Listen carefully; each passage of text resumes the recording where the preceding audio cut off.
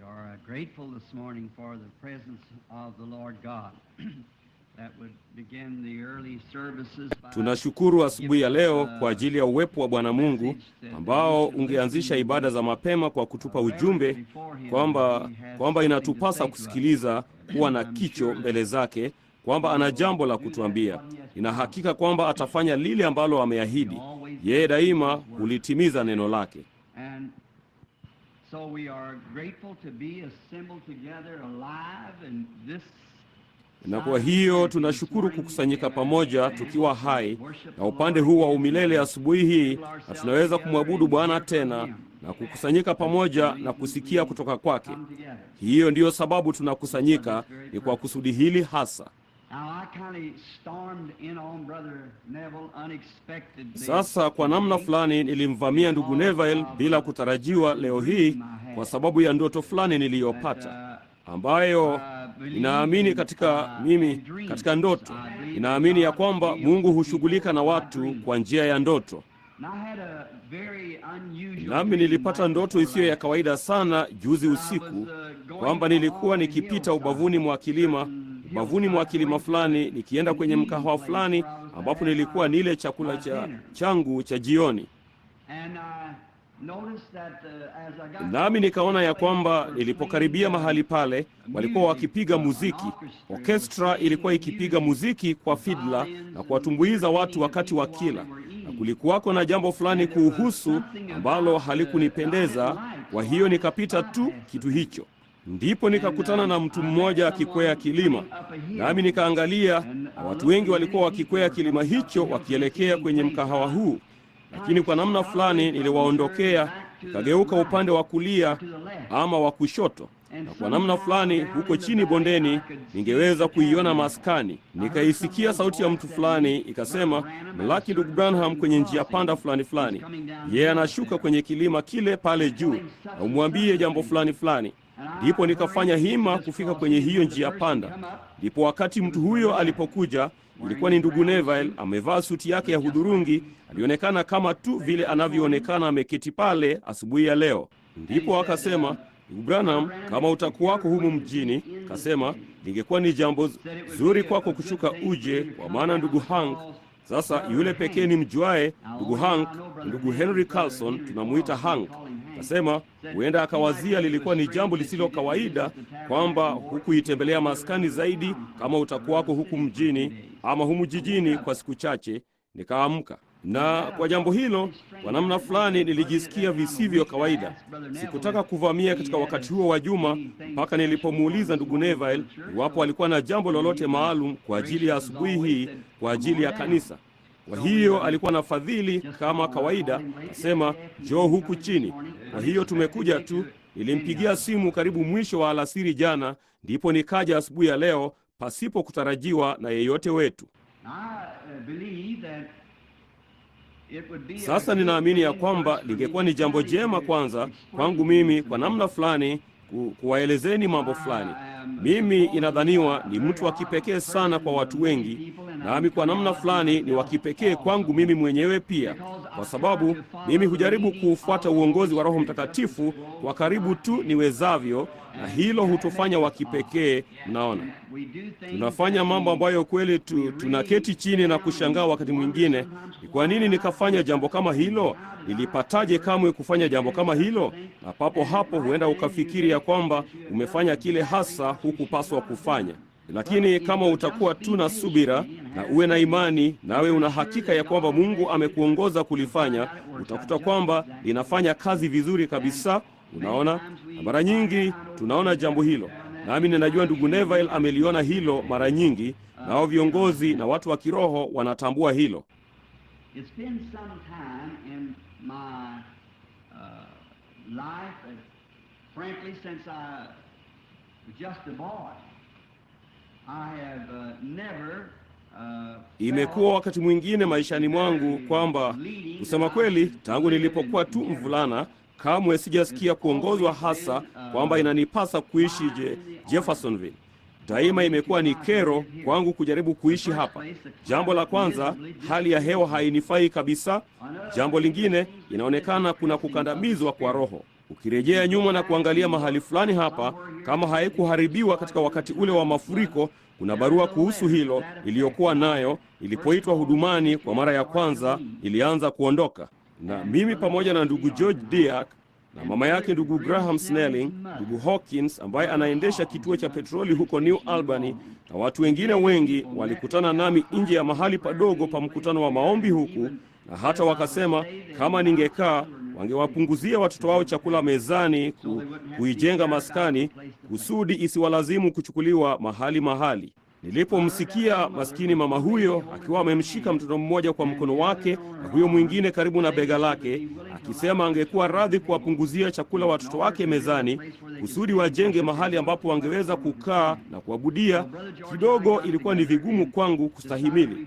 Kwa hiyo mimi na ndugu George tukaungana na kuamua tungekaa na kuijenga maskani. Ndipo wakati maskani ilipojengwa, ilionekana siku zote ile asubuhi niliyoiweka wakfu maskani, ono lilitokea ambalo limeandikwa na limo mle kwenye jiwe la pembeni, wakati Roho Mtakatifu aliponiambia, hii siyo maskani yako. Mnaona? Basi nikauliza mahali maskani yangu ilipokuwa, ndipo yeye akaniketisha chini ya mbingu angavu za bluu, na kisha akasema, fanya kazi ya mwinjilisti na kadhalika, kama mjuavyo.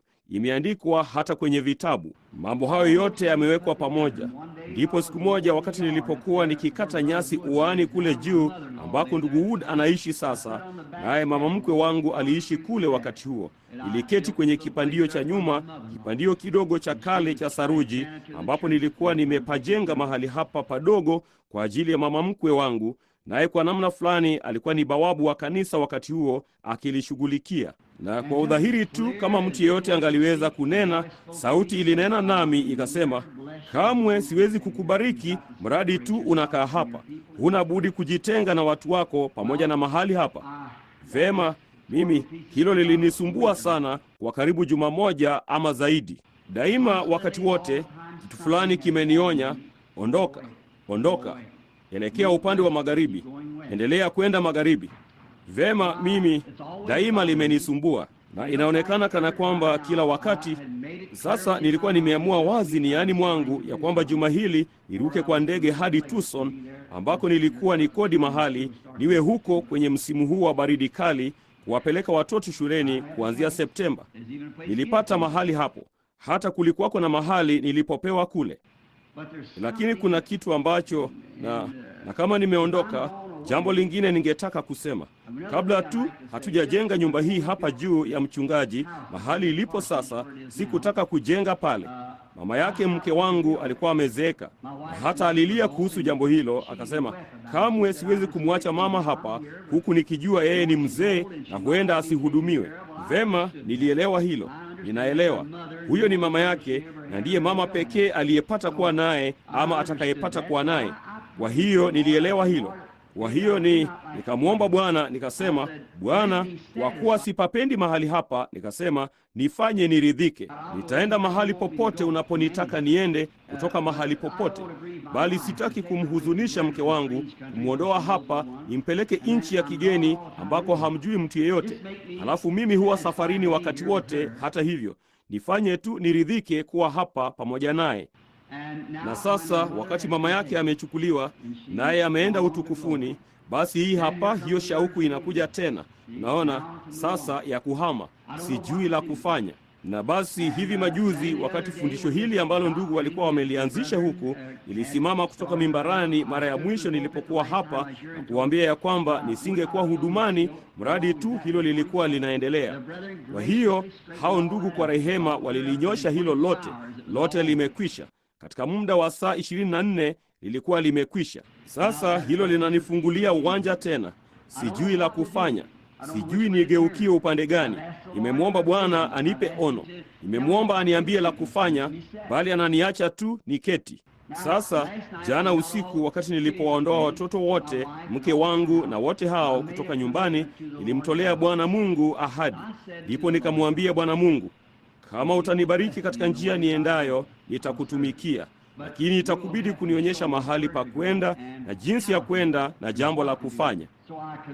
Kwa hiyo nikajikabidhi kwa Bwana, pamoja na huduma na yote niliikabidhi kwa Bwana. Nami nikasema, popote utakapofungua wewe, chochote ufanyacho, nitatembea katika njia hiyo. Mpaka utakapofanya njia, nitaendelea tu jinsi nilivyo mpaka utakapofanya njia. Nami nikamwomba aifanye dhahiri sana hata sitadanganyika basi, kwa kuwa kweli ninaamini tuko kwenye njia panda za jambo fulani kutukia.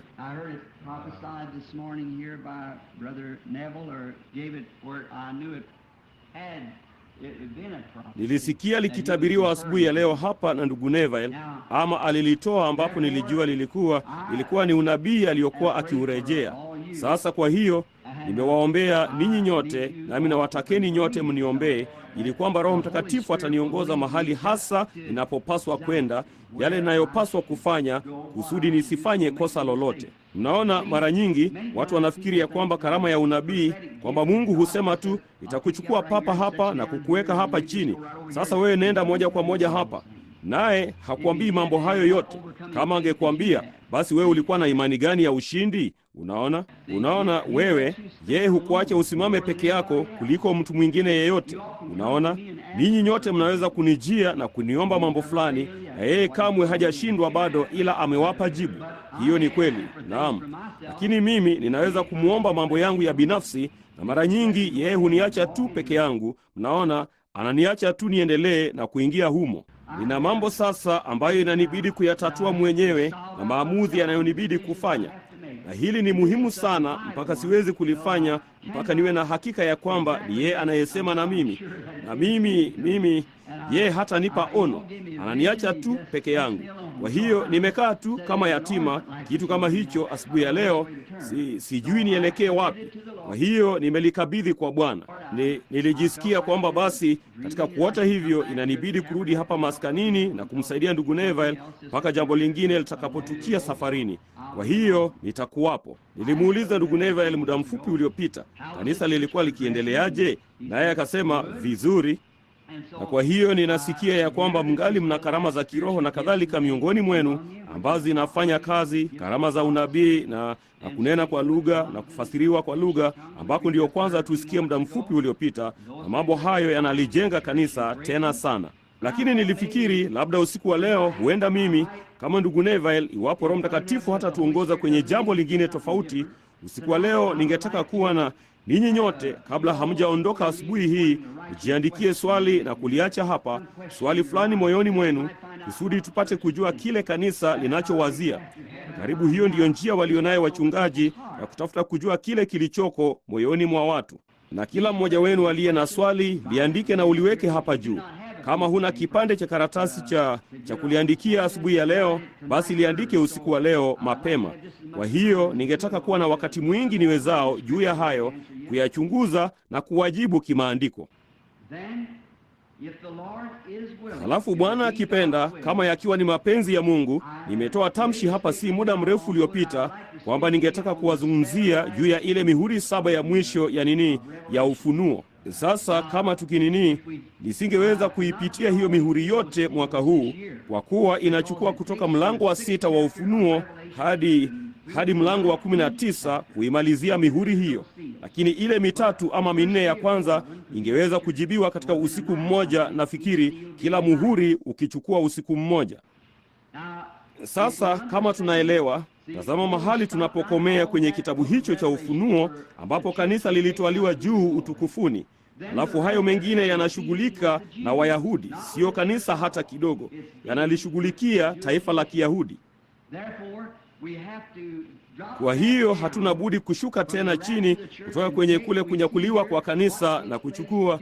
Naona hapa yanayotukia wakati wa mihuri hiyo na wakati wa kanisa la kimataifa. Kanisa likiisha kuondoka, na pamoja na taifa la Israeli linashuka na kurejea nyuma na kuwaleta Israeli kutoka wakati lilipowaacha kufikia wakati wa sasa, na Masihi ajaye wakati watakapompokea Masihi. Sasa mnalipata. Kanisa linatwaliwa juu. Mungu alilishughulikia kanisa kwanza, nyakati za kanisa. Tulizichukua hizo. Halafu kanisa linatwaliwa juu utukufuni. Ndipo Roho Mtakatifu anarudi na kuwachukua Israeli kama taifa na kuwaleta umbali huu wakati ile karamu ya harusi ikiendelea, kisha anawarudisha tena mwishoni mwa wakati huo. Nitausimamisha ubao wangu niweze kuichora na kuifundisha wakati huo utakapowadia. Ndipo Bwana anarudi pamoja na bibi harusi, nao Israeli wanamuona. Na lo, huo utakuwa ni wakati wa jinsi gani! Sasa, kabla hatujalifunga hili kwa usahihi, kuna somo kubwa ambalo ni kikwazo kwa wanathiolojia na waalimu wengi kote katika wakati, na watu wa Church of Christ na wale wanaokuja kulisikia hili. Hilo ni yale majuma 70 ya Danieli. Tuna nini? Hatuwezi kuendelea mbele katika ufunuo mpaka tutakapomfunganisha bibi harusi na Israeli pamoja na yale majuma 70 ya Danieli. Na labda Mungu akipenda, ili kwamba kama akizungumza nami katika siku za usoni, kuzungumza juu ya baadhi ya haya majuma 70, ama sio majuma 70 bali mihuri 7 ya mwisho, basi Jumapili ijayo nitajaribu kuyachukua majuma 70 ya Danieli, Jumapili ijayo Bwana akipenda. Na kisha hayo yatafungua milango basi, kama yeye akituongoza, kuanza na hayo mengine. Vema, tutaona kutoka hapo na kuendelea. Mimi pamoja na ndugu Neville tutafanya kazi pamoja juu ya jambo hili na kufanya kila kitu tuwezacho kwa manufaa ya watu. Sasa tukirudi nyuma, kila wakati tunawaombea wagonjwa, daima tuna furaha kufanya hivyo, na labda nitafanya hivyo katika kila mkutano kama watu ni wagonjwa, kuwaombea. Sina hamu ya kufanya upambanuzi wowote zaidi. Mnaona sasa hili hapa lililotukia. Nimejaribu, nami ninajua nimefanya mambo ambayo ni makosa, bali nimejaribu kuishi karibu na Mungu vya kutosha wakati wote kwa Mungu. Hivyo ndivyo maono haya yangetukia, jinsi ambavyo yangetukia. Hata watu wangepoteza vitu, nao wananiita, wananisihi niwaombee kwa Bwana, kuulizia mahali kilipokuwa, kama vile Yesu alivyowapoteza wale nyumbu, nao wale vijana wakashuka wakaenda kumtafuta nabii, naye akawaambia ambapo hao nyumbu walikuwa, tayari wamerudi nyumbani. Kadhalika namna hiyo, hilo ni sawa kabisa. Lakini linazidi sana, watu wengi sana, sio tu katika eneo kama hili, ni kote ulimwenguni, mnaona.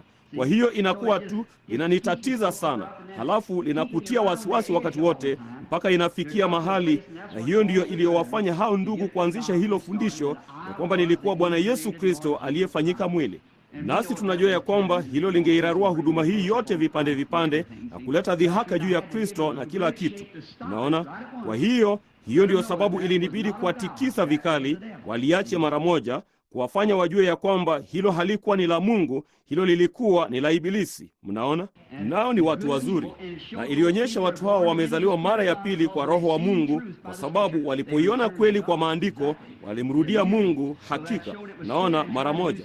Kwa hiyo ilionyesha ilikuwa ni shetani akijaribu kufanya jambo fulani, na hao watu wote walikuwa ni wataua watu wa Kristo, na iliwafanya wengi wao kuniambia, Ndugu Branham, tuna imani zaidi na wewe sasa kuliko tulivyopata kuwa nayo. Maana mnaona ni nini? Kwa karama ambayo Mungu amenipa, ningaliweza kufanya nini na hiyo?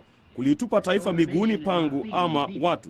Kile tunachoita taifa sio ulimwengu hapa nje, kile chakula cha mizinga na kadhalika. Inamaanisha Wakristo, waaminio halisi. Hao ndio walio bora kuliko wote wa nini. Tunazungumza juu ya taifa, tunahubiri juu ya watu waliozaliwa mara ya pili. Hao ndio tunaonena habari zao, taifa. Si kila mtu tu hapa nje ambao ni wachafu sana na vinyaa ambao tunaishi ulimwenguni. Hao ni mavumbi tu ya duniani yanayorudi. Ninanena juu ya Wakristo waliozaliwa mara ya pili, watu ambao ni Wakristo halisi. Ninamngojea mtu fulani anirukie tena kuhusu jambo fulani. Mtu mmoja alinijia sio muda mrefu uliopita na kusema wazo lenyewe la Kristo akitema mate ardhini kwa mate yake na kufanya tope na kulipaka machoni mwa mtu fulani. Kasema huo ulikuwa ni uchafu, kinyaa jinsi gani kwake kutema mate kwa mate yake kutoka kinywani mwake. Ilikuwa ni kukosa usafi jinsi gani kutema mate ardhini na kufanya malundo ya matope na kuyapaka machoni mwa mtu. Nikasema lakini alirudi akiona. Unaona, jambo ndilo hilo. Naye mtu huyo walifungua kambi ya wenda uchi huko juu karibu na kwangu, mwajua, kidimbwi cha kuogelea. Na mtu huyo anayo tiketi kwa ajili ya kila mmoja wa watoto wake waende kule na kuogelea kwenye kidimbwi kile. Naye na mke wake huenda pia kwenye kidimbwi hicho. Mniwie radhi dada zangu, lakini ambapo hawa wanawake mle ndani wakiogelea karibu 100 ama 200 kila siku, wanawake, uchafu huo wote na kadhalika. Wanawake siku hizi na wakiogea mle katika hayo maji, uchafu huo na kinyaa vinywani mwao na kuyameza na kuyatema. Ninamtaka tu anirukie. Unaona, wao walisema kama Kristo alikuwa akiishi leo hii, wangemtia mbaroni kwa sababu ya jambo hilo la kukiuka kanuni za afya. Na hilo je? Na hakika mnashika ninayomaanisha. Wanaingia moja kwa moja katika hicho kidimbwi, na wengi wao wakiwa na magonjwa, wana kaswende, kisonono na mengineyo yote, moja kwa moja mle ndani. Nawe unayatema tu kwa kinywa chako na kila kitu namna hiyo, na kuoga mle ndani namna hiyo, na hiyo ati ni afya hakika. Kwa hiyo jamani, siku hii tunayoishi, ndugu dada, wakati wa kule kuja kwa Bwana umewadia.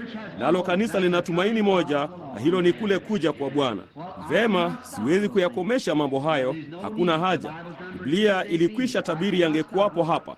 Siwezi kuyakomesha, bali ninataka sauti yangu iwe kwenye kumbukumbu mbinguni ya kwamba niliyapinga wakati wa ile hukumu utakapofika. Niliyapinga. Ningali ninaamini ya kwamba Biblia hii ni neno la Mungu. Basi hakuna kitu kingine ulimwenguni kinyume chake kinachoweza kuikomesha. Lakini hii Biblia hapa, hii ndiyo kweli, hii ni neno la Mungu. Kwa hiyo sasa, na tutweke matanga yetu na tutie nanga kidogo kwenye pwani iliyotulia ya mahali paraha, nasi tunaweza kuabiri kesho mahali fulani, lakini hebu na tutie nanga sasa na kuisikiliza sauti ya Baba yetu wa mbinguni wakati akinena na sisi kupitia kwenye neno lake. Tunatumaini leo na usiku wa leo. Sasa jiandae na swali lolote dogo ulilonalo. Sasa si kitu kitakachomdhuru mtu fulani. Kama ukifanya hivyo, basi hiyo ni isingejibu hilo kwanza kabisa, unaona. Lakini wewe kitu fulani, tuseme vema, sasa kama nikifanya jambo fulani, je, Mungu anasema tunapaswa kufanya jambo hili? Ama mwajua maswali madogo moyoni mwako, ama tuna karama zinazofanya kazi kwetu, ndugu Branham, na je, tuzifanyie kazi hivi ama vile, ama tufanye nini? Jambo fulani ambalo ningeweza kukujibu katika maandiko, unaona. Andika kitu fulani kidogo, ningefurahia. Na kama hakuna, basi nitachukua tu somo la namna fulani na kuwahubiria usiku wa leo, Bwana akipenda. Hii ni Jumapili, nami nimekuwa Jumapili iliyopita nilianza kuenda huko kwa ndugu Cobwell, nami nikasikia kengele ya kanisa hili ikilia, nami nikaenda huku na huko uwani. Nisingeweza kuvumilia jambo hilo, hivyo tu niliwasikia. Kwa hiyo ilinibidi tu kushuka kuja hapa. Kwa hiyo sasa, hebu na tuinamishe vichwa vyetu sasa na kunena na muumba wetu, na halafu katika maombi madogo. Je, kuna mtu aliye na haja maalum? Inueni tu mikono yenu, mseme tu mimi. Fanyeni tu ijulikane. Mungu anajua kilicho moyoni mwako. Sasa weka tu haja yako niani mwako. Most holy God, who has created heavens and earth by the word. Mungu aliye mtakatifu kuliko wote, ambaye uliziumba mbingu na nchi kwa neno la kinywa chako, kwa mawazo ya moyo wako. Tunakuja katika uwepo wako kupitia Yesu Kristo Bwana wetu, kukushukuru kwa ajili ya yote ambayo umetufanyia. Nasi tunakushukuru sana Bwana asubuhi ya leo, kujua mahali tunaposimama, kujua nafasi tuliomo asubuhi ya leo, na historia ya wakati na mambo ya baadaye yajayo. Tukijua leo hii ya kwamba kwa neema ya Mungu, ya kwamba tumeoshwa katika damu ya Kalvari, ya kwamba tumejiandaa tukiwa na imani mioyoni mwetu kumlaki yeye ikiwa angekuja leo hii. Inatupasa kusema, hata hivyo njoo Bwana Yesu. Nasi tunaona dhambi ikilundikana mpaka inaonekana kana kwamba ulimwengu na yumba chini ya athari ya dhambi, jinsi ambavyo kunywa pombe na kucheza kamari na karamu za ulevi na uchi na Mungu, uchafu na taka na kinyaa cha watu, na jinsi ambavyo wao, laiti wangalitambua Bwana. Je, watu hao wanaovalia jinsi hiyo katika maskini nguo hizo chafu zisizo za kitaua, wanaenda huko nje mtaani, hivyo wanatambua ya kwamba wao si kitu ila wadudu na mavumbi, ambao labda katika juma lingine wadudu watakuwa wakiula huo mwili ambao wanautukuza jinsi hiyo?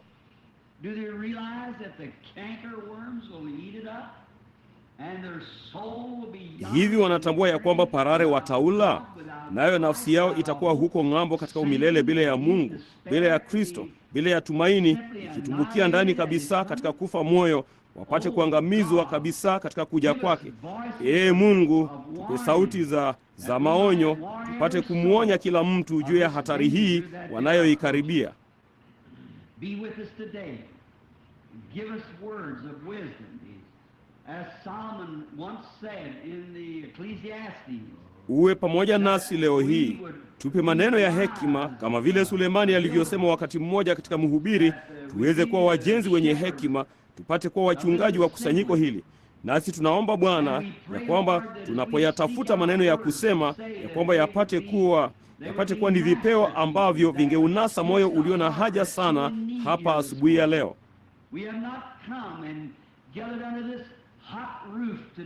Hatujaja na kukusanyika chini ya paa hili lenye joto leo hii tupate tu kuonekana, bali tumekuja hapa kwa sababu tunakupenda na kwa sababu tunatamani kusikia kutoka kwako.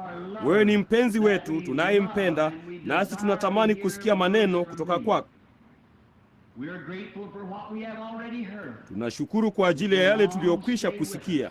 Yatadumu pamoja nasi kwa muda mrefu. Sasa tupe sehemu ulionayo kwa ajili yetu leo tunapoendelea kukungojea wewe. Naomba hayo katika jina la Yesu na kwa ajili yake. Amina.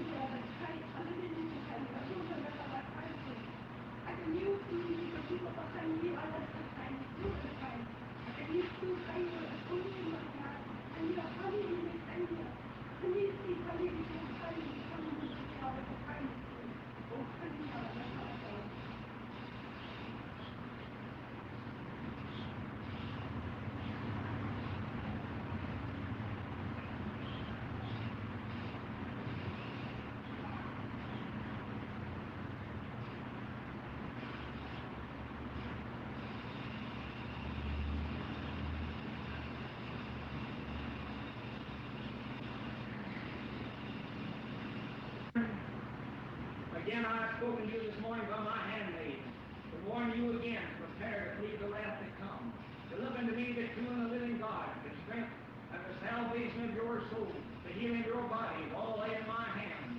And I'm willing, I've come down this morning and abide in your heart, and dispense to you these heaven-sent gifts that I'm sending out to my throne, to confirm my work, and just to closing out of the dispensation of the fullness of time. But this is the time to turn your hearts to me, because I am a jealous God. I require your wholehearted worship, your wholehearted reverence. I desire your love, and I desire your faith, and I will be satisfied with nothing else than a wholehearted surrender. I desire to anoint some of you with spiritual gifts, but yet you have turned your hearts away from me because you have been fearful of the things that I would disclose to you, and the things that I would use of you to reveal my will and my way to these my people. Look unto me, my true and the living God, and cast out this demon of fear out of your heart, and let my gift of love come in, and fill you with my fullness, grace for grace, because I have desired you with great desire. And I will confirm my word in your heart, and in your mouth and in your hand, if you will return to me the true and the living word. Thus saith my spirit. Hallelujah, hallelujah. Thank you, Jesus. Thank you, Jesus. Hallelujah. Hallelujah. Thank you, Jesus. Hallelujah. Hallelujah. We are grateful for these exaltations Sasa ni from the Spirit. tunashukuru kwa ajili ya huku kutukuzwa kutoka kwa Roho. Natuambia na kutuonya tuyaangalie maneno ambayo labda Roho Mtakatifu atatuzungumzia leo. Nasi hatujui ni kitu gani alichotuwekea akiba, bali tunajua ya kwamba hapana budi kuna kitu fulani atakachotoa. Labda swali limo moyoni mwako kwamba atalinena kupitia hapo. Huenda akalinena kupitia kwenye ujumbe asubuhi ya leo. Huenda akalinena usiku wa leo ibadani. Yeye wakati fulani leo hii, yeye anajaribu, inaonekana kama kumwonya mtu fulani ayashike maneno hayo. Now, to turn to the written word, let us go over in the book of Exodus. For the Sunday Sasa school kuligeukia neno lililoandikwa, hebu tuende kwenye kitabu cha Kutoka kwa ajili ya somo la shule ya Jumapili. Je, mna ibada ya ubatizo? La, ibada ya ubatizo kwenye saa 12 alasiri ya leo. Hebu twende kwenye mlango wa 17 wa Kutoka, na tuanzie kwenye kifungu cha 5, ninaamini kifungu cha 5 na cha 6 cha mlango wa 17 wa Kutoka. And the Lord said unto Moses, Go on before the people, and take with thee. Bwana akamwambia Musa, pita mbele ya watu, ukawachukue baadhi ya wazee wa Israeli pamoja nawe, na ile fimbo yako ambayo uliupiga mto kwayo, uitwae mkononi mwako, ukaende. Behold, I will stand before thee upon the rock in Horeb, and shall smite the rock. Tazama, itasimama mbele yako juu ya ule mwamba huko Horebu, na utaupiga mwamba, na maji yatatoka, watu wapate kunywa. Musa akafanya hivyo mbele ya wazee wa Israeli. Now, if I should call this a little Sunday school text, I would like to take this. Sasa kama ningeliita hili somo dogo la shule ya Jumapili, ningetaka kuchukua hili kama somo la asubuhi ya leo, maji yaliyopo daima yatokayo mwambani. We know that Israel has always been a historical example of the church. Tunajua ya kwamba Israeli daima imekuwa ni mfano wa kihistoria wa kanisa. Maana Israeli ilikuwa ni watu wa Mungu mpaka walipotoka Misri, na ndipo walikuwa ni kanisa la Mungu, kwa kuwa walikuwa wametenganishwa na walimwengu wengine. And when we are separated from the rest of the world, then we become the church.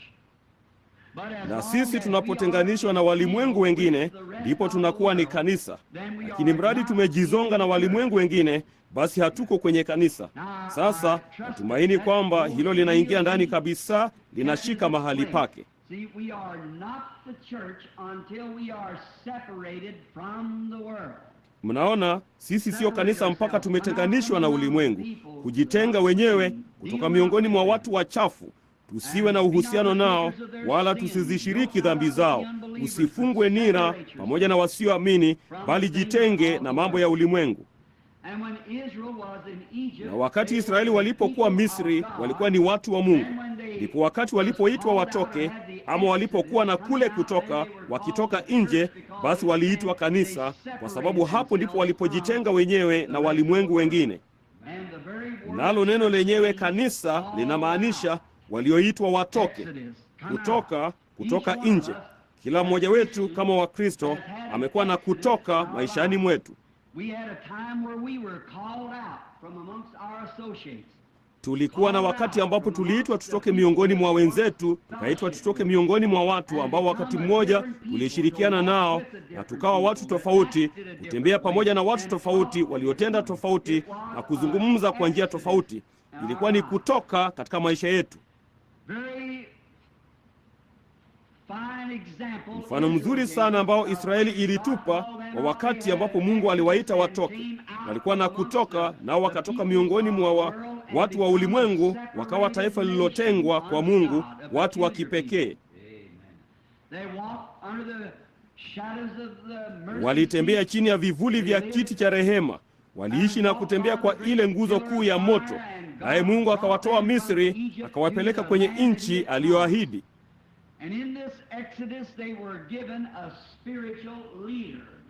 Na katika kutoka huku walipewa kiongozi wa kiroho, kiongozi ambaye alikuwa ni Musa, nabii mkuu aliyetiwa mafuta, ambaye alikuwa ni mtu mkuu, alikuwa ni mtu mtaua, alizaliwa mtu mtaua. Mungu alimwita kutoka kwa mama yake hata kabla ya wakati huo. Mungu alimchagua kabla ya kuwekwa msingi wa ulimwengu, apate kuwa kiongozi wa kizazi hicho, kuleta huku kutoka kwa watu.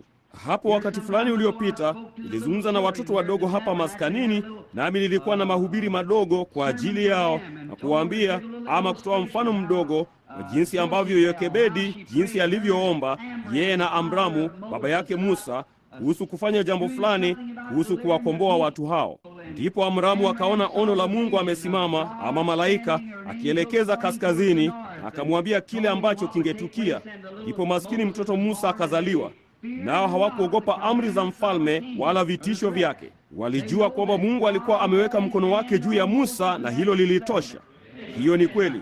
Haijalishi mfalme alisema nini, kile ulimwengu wa kisiasa ulichosema, kile kitu kingine chochote kilichosema, wao walijua Mungu alikuwa ameuweka mkono wake juu ya Musa.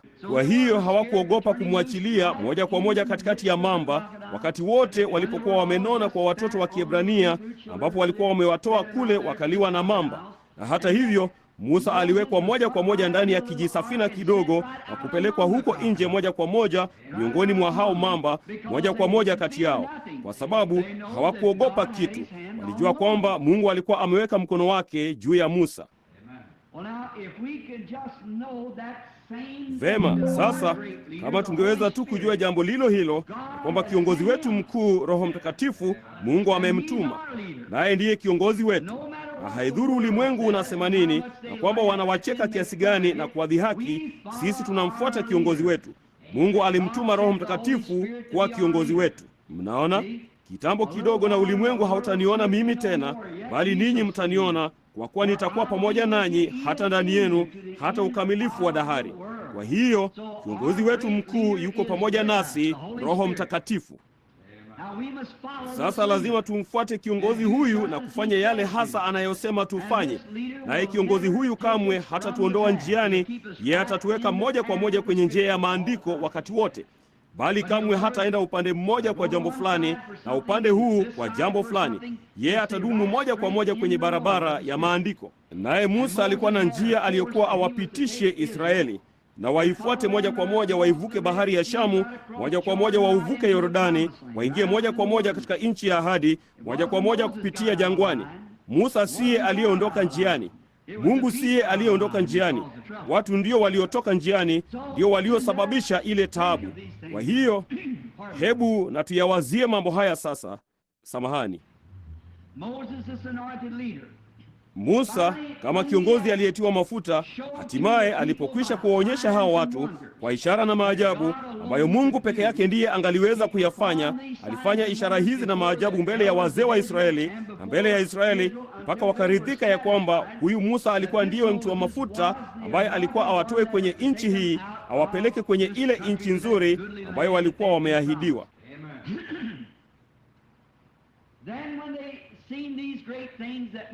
Ndipo walipoona mambo haya makuu ambayo Musa aliyafanya katika jina la Mungu, walikuwa radhi kumfuata. Ndipo akawatoa na kuwaongoza kupitia kwenye bahari ya Shamu, wakaivuka. Walikuwa kwenye nchi kavu, na safari ya kuingia jangwani, ambayo inamaanisha wakati wa majaribu. Wakati mtu anapompokea Kristo kama mwokozi wake, kila kitu kiko juu ya nyumba. Lakini kabla mtu huyu hajaingia kwenye ubatizo wa Roho Mtakatifu, mtu huyu hana budi kwanza kuwa na mchakato wa utakaso. Hana budi kuwa na wakati wa kujaribiwa maishani mwake. Ninyi nyote mlikuwa nao. Alikuwa na wakati huu wa majaribu. Kila mwana amjiaye Mungu kwanza anateswa, anarudiwa, anaadhibiwa. Na endapo hatuwezi kuyastahimili marudio, basi inaonyesha sisi si wana wa Mungu tu, wana haramu, wala si wana wa Mungu, Biblia ilisema. Lakini kama tunaweza kustahimili kurudiwa, tukijua ya kwamba mambo yote hutenda kazi pamoja kwa manufaa ya wale wampendao Mungu, ndipo sisi ni wana na binti za Mungu, ndipo yeye anatutia muhuri kwa Roho Mtakatifu hata siku ya ukombozi wetu. Mnaona, huko ni kurudiwa, majaribu, jambo tunalopitia.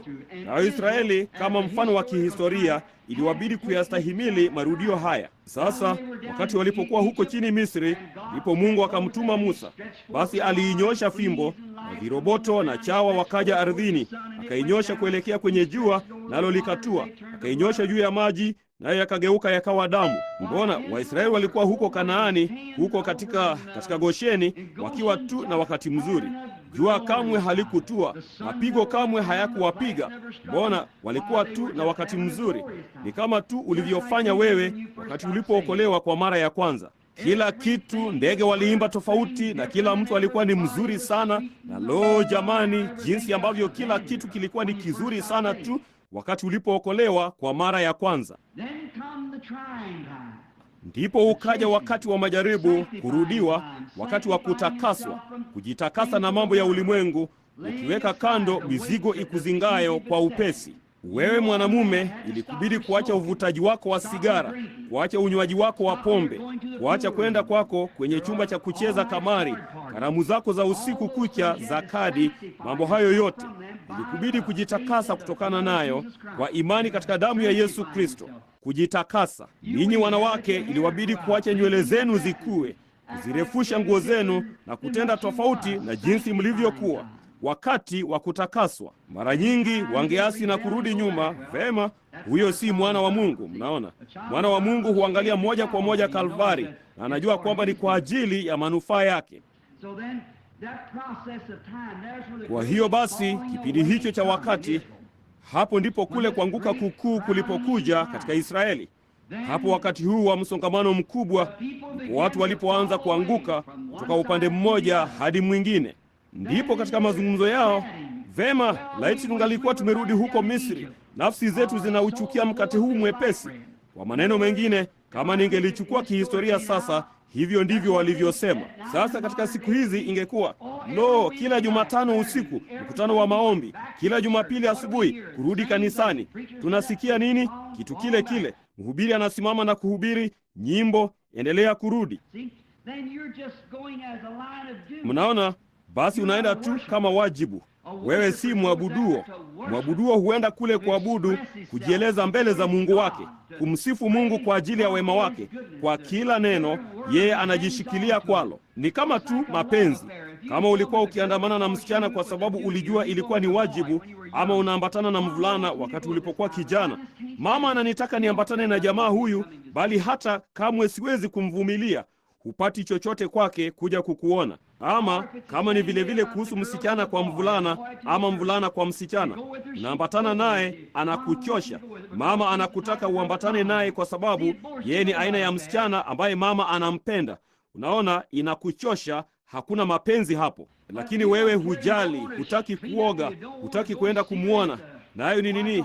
Mbona ni jambo la kuchukiza sana. Na wakati anapokuja kukuona, jamani, unatamani tu angaliondoka upesi aende zake nyumbani. Hivyo ndivyo ilivyo wakati wewe. Ni kwa nini yeye anahubiri kwa muda mrefu hivi? Na vipi kuhusu mambo haya yote na kila kitu? Unaona, wewe huna mapenzi. Lakini wakati kweli unapolishikilia kila neno, kama Roho alivyowapa onyo asubuhi ya leo, unaona, kushikilia kila neno, huenda hilo likawa ndilo ambalo amekuwa akiwazungumzia juu yake. Kushikilia ni uzima wa milele. Kila neno la Mungu ni furaha kwenda kanisani katika hali yoyote ya mambo. Kama kuna joto, baridi, vuguvugu, kama watu wanazozana, wananung'unika, chochote wanachofanya, ingali ni furaha kulisikia neno la Bwana. Ndipo unapendana na Kristo. Basi unaona, unapenda kwenda kanisani. Vema mpenzi, hii hapa Jumapili asubuhi tena, ninadhani hatuna budi kuwaogesha watoto na kuenda kule chini. Jamani, inachosha. Unaona, wewe humpendi. Lakini kama kweli unampenda, huwezi tu kungojea hata Jumapili asubuhi ifike. Inakubidi tu kushuka kule chini pamoja nao. Nasi tunafika na kuondoka. Watu wa Mungu hawakuchoshi. Mbona wao ni ndugu na dada. Kama nilivyozoea kusema, unakolea kama molasi ya mtama kwenye asubuhi yenye baridi. Haitiririki, inakaa tu pamoja, mwajua, inashikana kabisa. Sasa huo ni msemo jeuri, lakini ni kujaribu kuwajulisha kile ninachomaanisha. Mnaona, mnashikana pamoja, na kadri inavyozidi kuwa baridi ndivyo wanavyoshikana kwa nguvu zaidi. Na hivyo ndivyo inavyopaswa kuwa kwetu sisi. Kadri inavyokuwa baridi, marafiki wa duniani wakikuacha, bado endelea kushikilia kwake zaidi. Na kile tunachopendana mmoja kwa mwingine, si kwa sababu sisi ni mtu fulani, bali ni Kristo ndani ya kila mmoja wetu ndiye tunayempenda. Mnaona, ni yule Mungu aliye ndani ya utu wetu ndiye tunayempenda. Sasa tunapenda kukusanyika pamoja. Tulizoea kuuimba ule wimbo wa kale wa kanisa, kibarikiwe kifungo kiifungayo mioyo yetu katika upendo wa Kikristo. Ushirika wa watu wa nia moja ni kama wa huko juu. Naona ushirika wa watu wenye nia moja ni kama wa huko juu. Mbele ya kiti cha enzi cha Baba yetu tunamwaga shauku ya maombi yetu, hofu zetu, matumaini yetu, malengo yetu ni mamoja, faraja zetu na wajibu wetu. Unaona? Naam Bwana. Wakati mtu amekuwa na baraka, sisi sote tunafuraha kuhusu jambo hilo. Wakati mtu mmoja ana huzuni, sote tunahuzunika pamoja naye. Sisi tunataka kuwa pamoja sote. Sasa hivyo ndivyo tunavyopaswa kuwa, na hivyo ndivyo Israeli walivyopaswa kuwa, lakini ukawa ni mzigo. Maskini mkate huu mwepesi, mkate wa malaika. Vema, tunajali nini kuhusu maskini mkate huu mwepesi? Nafsi zetu zinakichukia kitu hiki na kila kitu kimeharibika. Na maskini maana hii ya kale inayoshuka kila usiku. Mbona afadhali tule kitunguu saumu na iliki kutoka Misri. Mnaona, mioyo yao haikuwa tayari kwa safari hiyo. Na wakati mwanamume ama mwanamke anapoanza kulalamika juu ya kwenda kanisani, wanachoshwa sana na kwenda kanisani, hawako tayari kwa ajili ya safari. Hiyo ni kweli. Kuna kasoro fulani mahali fulani. Lo, mnapompenda Mungu na mkiwazia mnaenda mbinguni, nanyi nyote mnaenda pamoja, ni ushirika wa jinsi gani, ni furaha ya kiungu ya jinsi gani, kuegemea kwenye ule mkono wa milele. Lo, ni amani ya heri jinsi gani Bwana wangu akiwa karibu hivi, nikiegemea kwenye mkono wake wa milele. Ni nini? Tunaziimba nyimbo hizo, tunashiriki ole zetu za pamoja, tunabeba mizigo yetu pamoja, na mara kwa mara mmoja kwa mwingine hudondosheana chozi la huruma. Tunapoachana inatuumiza kwa ndani, lakini tungali tumeunganishwa moyoni na kutumaini kukutana tena kwenye wakati ujao wa mkutano wa maombi. Naam Bwana, tungali tumeungana moyoni. Sasa mnakuwa tayari kwa ajili ya safari hiyo. Mnaona, mko tayari kuingia katika nchi ya ahadi. Nyakati za majaribu, hilo ndilo eneo la hatari jangwani, nyakati za majaribu. Israeli katika wakati wao wa majaribu walianza kugombana na kuzozana wao kwa wao, wakiuchukia ule mkate, nao walitaka kurudi Misri. Ndipo basi wakaanza kunung'unika juu ya kiongozi wao. Ndio walihofu kwamba alikuwa akiwaongoza vibaya, baada ya yeye kujionyesha kwamba ni kiongozi, na Mungu alikuwa amethibitisha ya kwamba alikuwa ni kiongozi. Sema, labda kidogo tumefanya kishupavu na labda tumepotea sote tukaenda kombo ama kitu kama hicho. Mnaona, walikuwa wakizungumza dhidi ya Mungu na dhidi ya Musa, Mungu na kiongozi wake. Sasa tunapofikia mahali kusema sijui kama neno linamaanisha hili ama sivyo, wala sijui kuhusu Roho Mtakatifu, kidogo nina shaka juu ya hilo. Unajua wengine ambao hawana. Vema, endelea uingie Misri, unaona.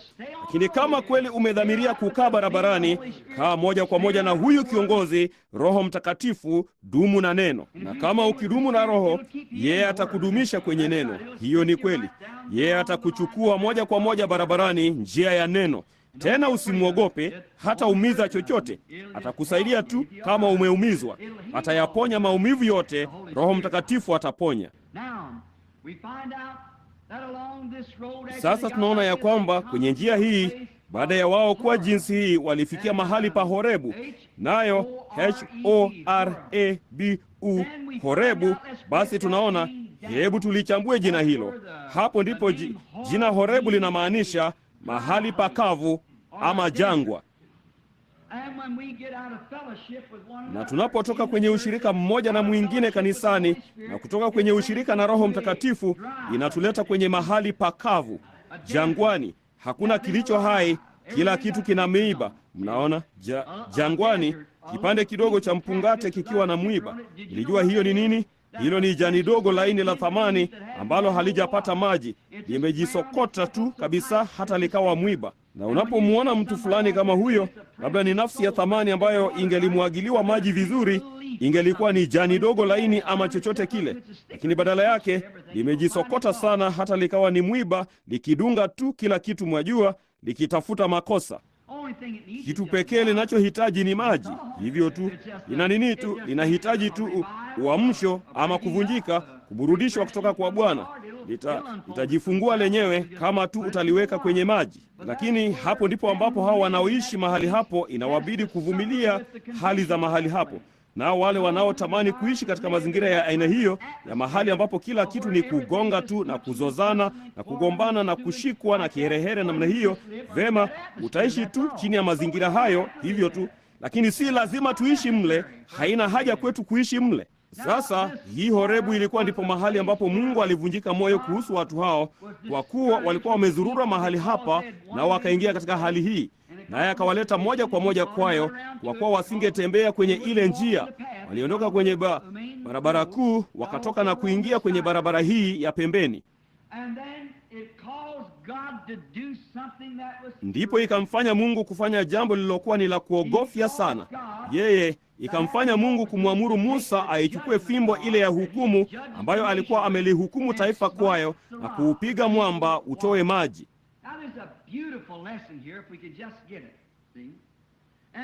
Sasa pana somo zuri hapa kama tungeweza tu kulipata. Mnaona?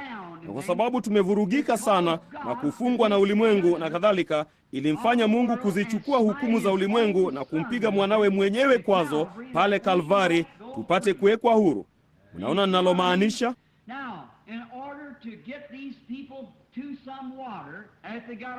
Sasa ili kuwapeleka watu hawa kwenye maji, wakiisha kufika kule, mahali hapa pakavu palifanywa Kalvari. Na hapo Mungu akamwambia Musa akasema, ichukue ile fimbo pamoja na wazee na muende mbele, nami nitasimama juu ya mwamba mbele zenu. Nao mwamba huo ulikuwa ni Kristo. Naye Musa akiwa na ile fimbo aliyoliletea hukumu taifa la Israeli, alichukua fimbo hiyo hiyo na kuzipiga hukumu za Mungu juu ya huo mwamba. Unaona, alizichukua dhambi za watu hao kwenye fimbo hii, ambapo ilimpasa kuwapiga watu hao. Badala ya kuwapiga watu hao, yeye aliupiga mwamba. Nao mwamba huo kupitia kazi ya Mungu ukaleta wokovu, ukaleta maji kwa watu waliokuwa wakiangamia, ulileta uhai kwa watu waliokuwa wakifa. Na hivyo ndivyo Mungu alivyofanya kwa kuichukua fimbo yake rasmi ya hukumu na kuzizungushia dhambi zangu na zako kwenye fimbo hii, wakati ilipaswa kutupiga, bali ilimpiga Kristo. Hata kutoka kwake yakaja maji ambayo yanamaanisha Roho. Roho Mtakatifu akatoka kwake ili kutupa uzima. Sasa tunao uzima wa milele. Sasa mwamba huo ulikuwa ni Kristo. Sasa tunataka kuona. Nimeona michoro mingi sana ya kiakili ya mwamba huu. Niliiona moja iliyo makinifu sana si muda mrefu uliopita. Hata palikuwapo na mwamba mdogo uliwekwa juu ya kilima, na Musa alidhaniwa alikuwa ameupiga mwamba huu, na Waisraeli walikuwa kule chini wakiwa na kikombe cha chai wakijipatia maji kutokana na mnyunyizo mdogo ulioanguka kutoka kwenye mwamba huu.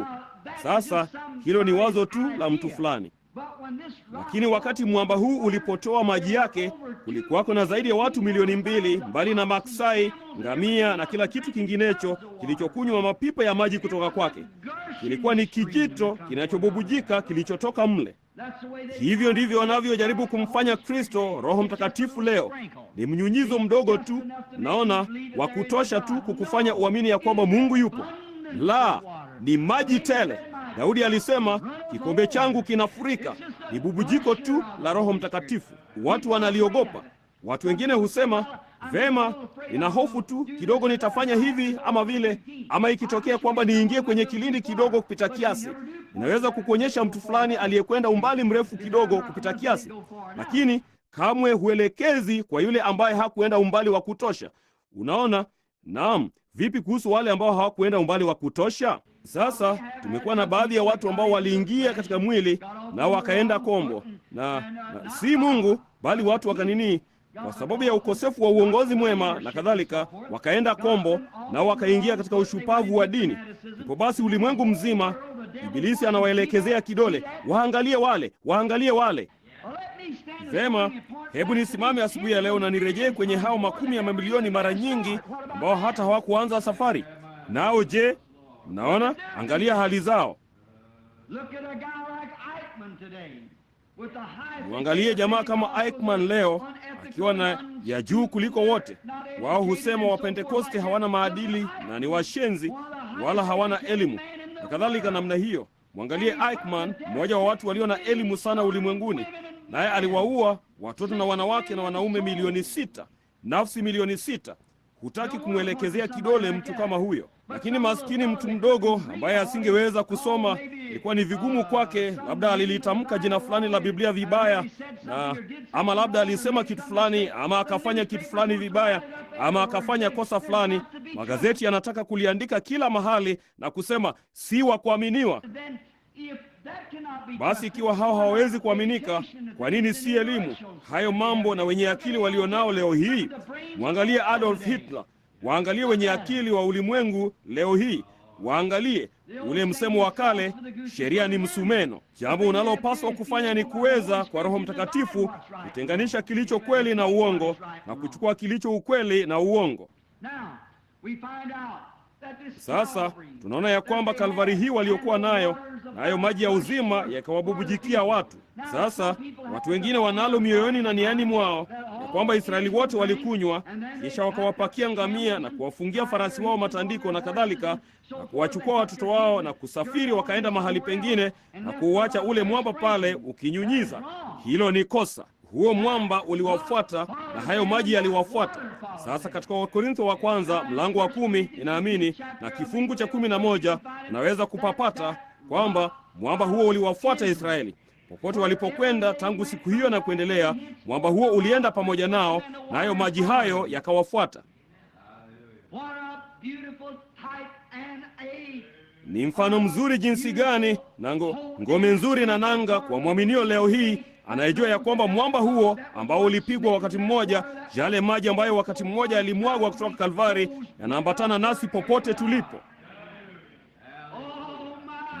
Jamani, sio kurudi mahali fulani na kusema, vema, kweli tulikuwa na maji juzi pale, tuna maji leo papa hapa, kwa maana mwamba huo ulikuwa ni Kristo, naye Kristo ni yeye yule jana, leo na hata milele. Mnaona, huo mwamba uliwafuata Israeli. Kamwe wao hawakuufuata mwamba huo, bali mwamba huo uliwafuata. Amina. Israeli waliendelea na safari yao. Walikuwa na jambo moja tu la kufanya, hilo ni kushika njia iliyonyoofu moja kwa moja kuingia kwenye nchi ya ahadi.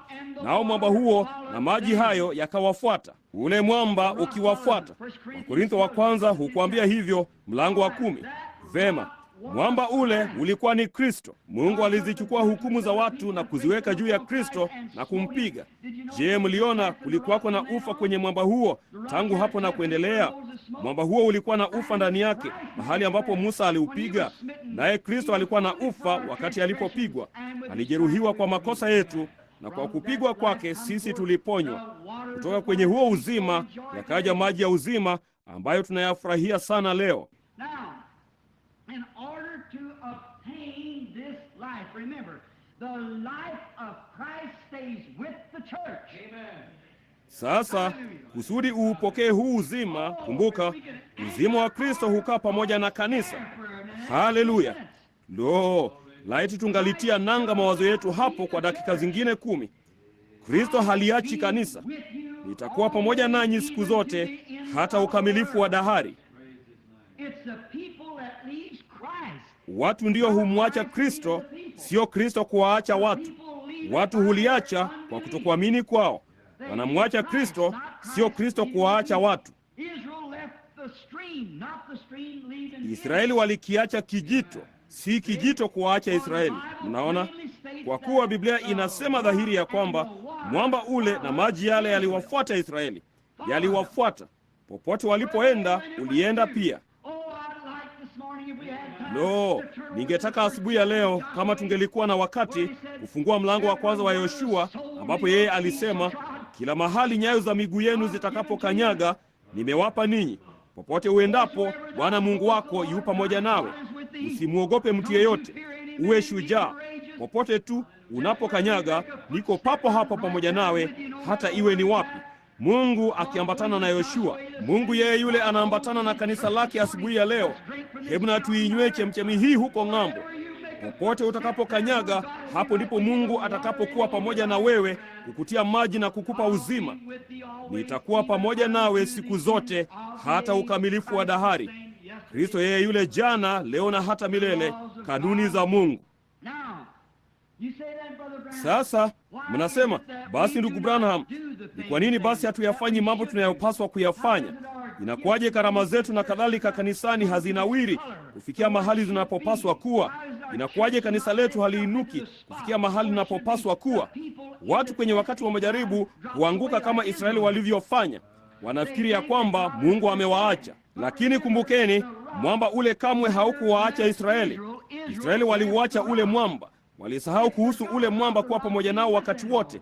Ulikuwa moja kwa moja pale, ulitembea moja kwa moja pamoja nao hadi mwisho wa safari. Uliwafuata.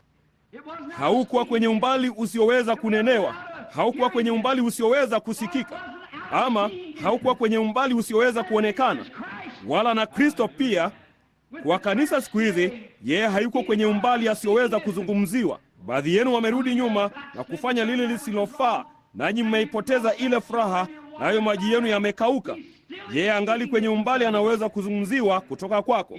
Yeye huambatana nawe, anajua kila hatua unayochukua na kila kitu ufanyacho. Yeye ana hamu ya kukusikia ukimwita aje jukwani. Na huduma hii kubwa ya Kipentekoste leo, Mungu anawangojea mumuite jukwani. Hamko umbali asiyoweza kuzungumziwa nanyi.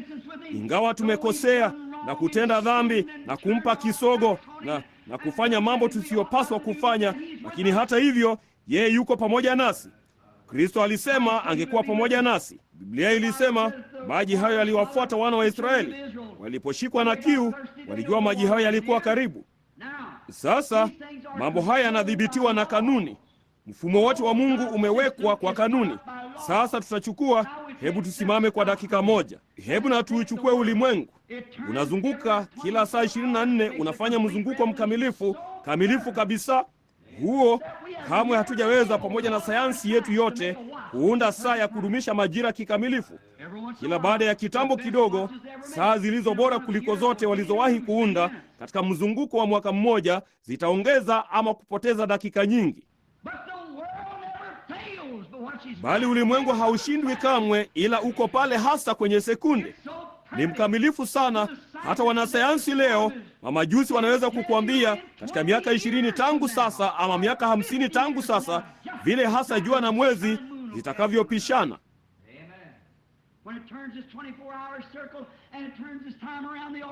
Wakati linapozunguka duara lake la saa 24 na kugeuza wakati wake kuzunguka mzingo wake kwa majira, halikosei hata pigo moja.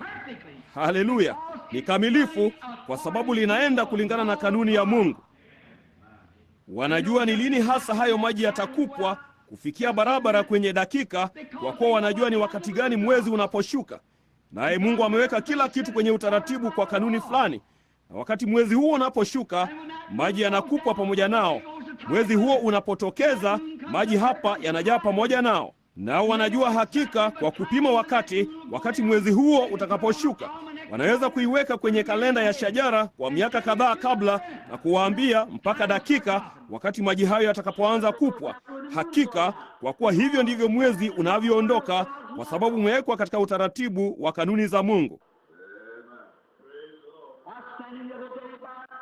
Nilikuwa nimesimama hivi majuzi karibu na ziwa Michigan, ndipo nikaenda kwenye ziwa Superior nikienda zangu Canada, huo mtandao mkubwa mno wa maji. Nami nikasimama pale na nikawaza, ni maili ngapi kuyavuka maji haya sambamba hapa? Ndipo baada ya mimi kuvuka ziwa Superior, ningeingia ndani ya Michigan, karibu mtandao sawa na huo wa maji. Na kufikia hapo, kutoka kwenye ziwa Superior hadi ziwa Michigan, kutoka ziwa Michigan hadi ziwa Ontario na Ninitu na Huron na hayo maziwa yote pamoja, ni mabilioni mangapi mara mabilioni na matangi yasiyohesabika ya maji safi yaliyo kwenye ziwa hilo.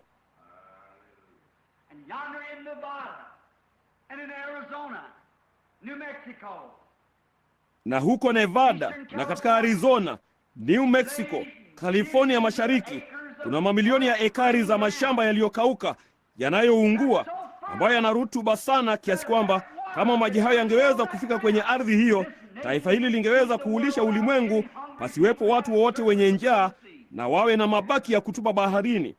Hiyo ni kweli.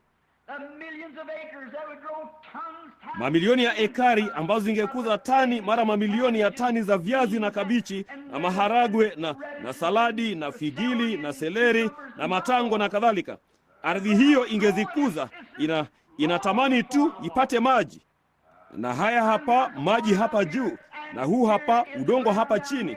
Sasa tunaweza kuyaona na tunajua yangefanya hivyo, kwa kuwa tunaweza kuyafanyia maji hayo uchunguzi na kuona ni safi, na kuufanyia udongo uchunguzi na kuona una rutuba. Sasa shauku yote tunayoweza kuwa nayo kamwe haitayaleta pamoja, lakini kuna kanuni, na kanuni hiyo ni kanuni ya uvutano. Sasa kama tukifuata kanuni ya uvutano, tungeweza kunyunyizia kila sehemu ya ardhi hiyo, tukiyatoa maji kwenye maziwa hayo na kuinyunyizia, lakini itatubidi kufanya kazi kulingana na kanuni ya uvutano. Hatuwezi kuwa na shauku hata yakatoka kule. Hatuwezi kuyapigia yowe hata yakatoka kule. Hatuwezi kuyapigia kelele hata yakatoka kule. Inatubidi kufanya kazi kulingana na kanuni za uvutano, kuyapeleka kule. Mungu huweka kila kitu katika kanuni. Hapa nilikuwa nikiwazia, sijui kama nilipata kuwaambia jambo hili au la. Nilikuwa huko chini Kentucky nikiwinda kuchakuro pamoja na ndugu Wood yapata mwaka mmoja uliopita. Nasi kuchakuro kwa namna fulani walikuwa ni adimu, na kwa hiyo tukaenda nyumbani kwa jamaa fulani kutafuta habari za kuwinda. Mtu fulani alikuwa na shamba la ekari kadhaa, na kwenye shamba hili kulikuwako na msitu mkubwa, lakini ndugu Wood akaniambia kwamba mtu huyo ni kafiri. Yeye ni asiamini. Kwa hiyo alisema ya kwamba alimfahamu, kwa hiyo yeye ama baba yake alimfahamu, angeenda kule amwombe kama tungepata ruhusa ya kwenda kuwinda. Tukaenda kwa gari hata nyumbani kwa muungwana huyo, naye pamoja na mtu mwingine, wote wakiwa kwenye umri wa miaka ya 70, walikuwa wameketi chini ya mtofaa. Basi Bwana Wood akamwendea mtu huyu na akamwambia, naweza kuwinda kidogo huku kwako? Naye akasema, vema. Akasema, sawa. Akasema, wewe ni Wood yupi?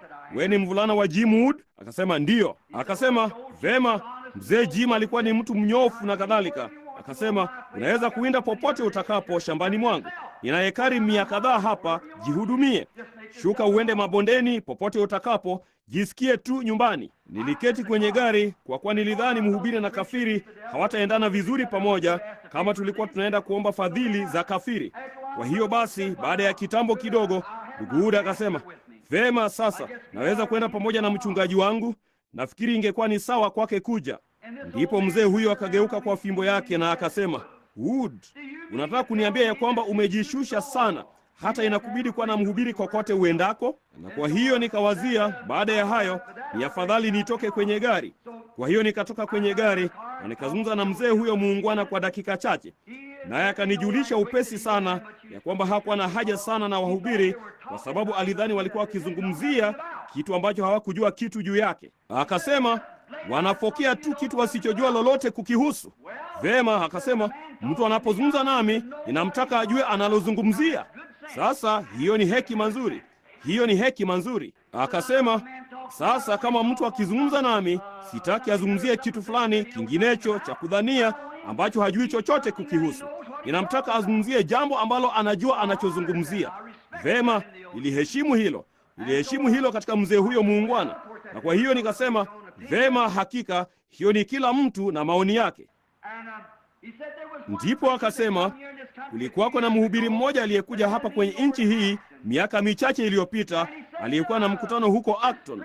Kisha akasema huyu mhubiri usiku mmoja akiwa ni mgeni humu nchini alimwambia mama mmoja aliyekuwa ameketi kwenye wasikilizaji, una leso mfukoni mwako, nawe ni bibi nani? Nawe una dada aliye mgonjwa juu ya kilima hapa, jina lake ni nani? Yuafa kwa kansa ya tumboni. Kisha akasema, chukua leso hii ukaiweke juu ya dada yako na umwambie, Bwana asema hivi, hata kufa bali ataishi. Akasema mwanamke huyu alikuwa ni rafiki yetu. Kisha akasema tulimchukua huyu mwanamke leso hii huko juu, ama mtu huyu kwa mtu huyu. Kwanza alisema huyu mwanamke, mimi pamoja na mke wangu tulikuwa huko juu asubuhi hiyo, na tulikuwa tumechukua tukamhudumia huyu mwanamke, naye alikuwa hawezi kabisa. Madaktari walikuwa wamemkatia tamaa muda mrefu uliopita. Alikuwa mnyonge sana, hata ilitubidi tumbebe kwa shuka, kumwinua, kumweka kwenye chombo cha kujisaidia kitandani mwake, kisha kumrudisha, kumgeuza kwenye shuka. Alikuwa ni dhaifu sana. Akasema usiku mmoja huko kulitokea kelele kana kwamba walikuwa na mtu aliyekufa. Huyo alikuwa ni Ben huko, akiwa na leso hiyo akiipeleka pale. Naamini ilikuwa ni wewe, sivyo Ben? Ilikuwa ni ndugu Ben kule akiichukua leso hiyo, maana alimpeleka mwanamke huyo pale. Kisha akasema kesho yake asubuhi alikuwa akila pai ya tofaa iliyokaangwa. Ndipo akasema yeye hafanyi tu kazi zake mwenyewe, bali hufanya kazi ya jirani yake. Alikuwa amepona kabisa. Akasema sasa mara nyingi nimeshangaa kama nikipata kumwona mhubiri huyo, yeye alijua alilokuwa akizungumzia. Akasema ningetaka kuzungumza naye. Ndugu Huda akaniangalia, nami nikamwangalia. Nimesimama pale mchafu na nimejaa jasho na ni mchafu, tulikuwa tumepiga kambi msituni na damu ya kuchakuro imetutapakaa kote. Na kwa hiyo nikasema, vema, nikasema unamaanisha kwamba ungezungumza na jamaa huyu naye angekuambia jinsi ambavyo alifanya jambo hilo? Nikasema, naam bwana, hivyo ndivyo ninavyomaanisha. Nikasema, vema, hilo ni jambo jema. Nilikuwa ni kila moja ya matofaa yake. Maskini nyigu wadogo walikuwa wakiyavamia, mwajua, kwenye msimu wa mwaka wa majani kupukutika Agosti. Kwa hiyo nilikuwa na tofaa hili dogo, nami nilikuwa nimeliuma kidogo. Ndipo nikasema, hilo ni tofaa tamu sana. Nikasema, huo mti umekuwa hapo kwa muda gani? Lo, akasema, niliupanda mti huo hapo miaka 30 ama 40 iliyopita ama kitu kama hicho. Naam bwana. Nikasema, ningetaka tu kukuuliza swali. Nikasema, vipi kamwe ninaona hayo matofaa yameanguka kutoka kwenye huo mti na majani yake yanapukutika, na hapa ni katikati tu ya Agosti.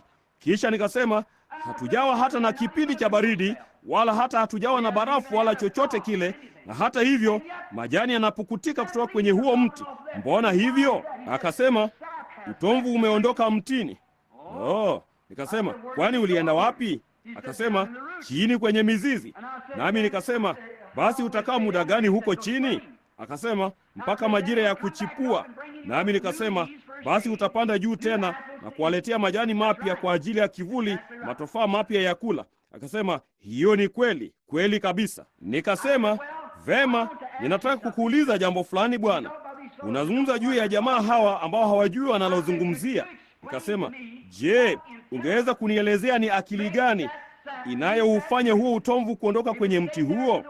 Kama ungalikaa mle kote katika majira ya baridi kali, huo mti ungekufa, ungeuua mti huo.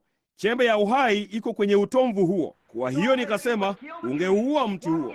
Ni akili gani inayoufanya huo utomvu kuondoka kwenye huo mti, ukaingia mizizini na kukaa mpaka kwenye majira ya kuchipua, na kisha upande juu tena na kuzaa matofaa zaidi? Nikasema, tia maji kwenye ndoo na uiweke kwenye mlingoti, na uone kama kwenye Agosti yatateremka chini ya huo mlingoti na kurudi kwenye majira ya kuchipua. Unaona?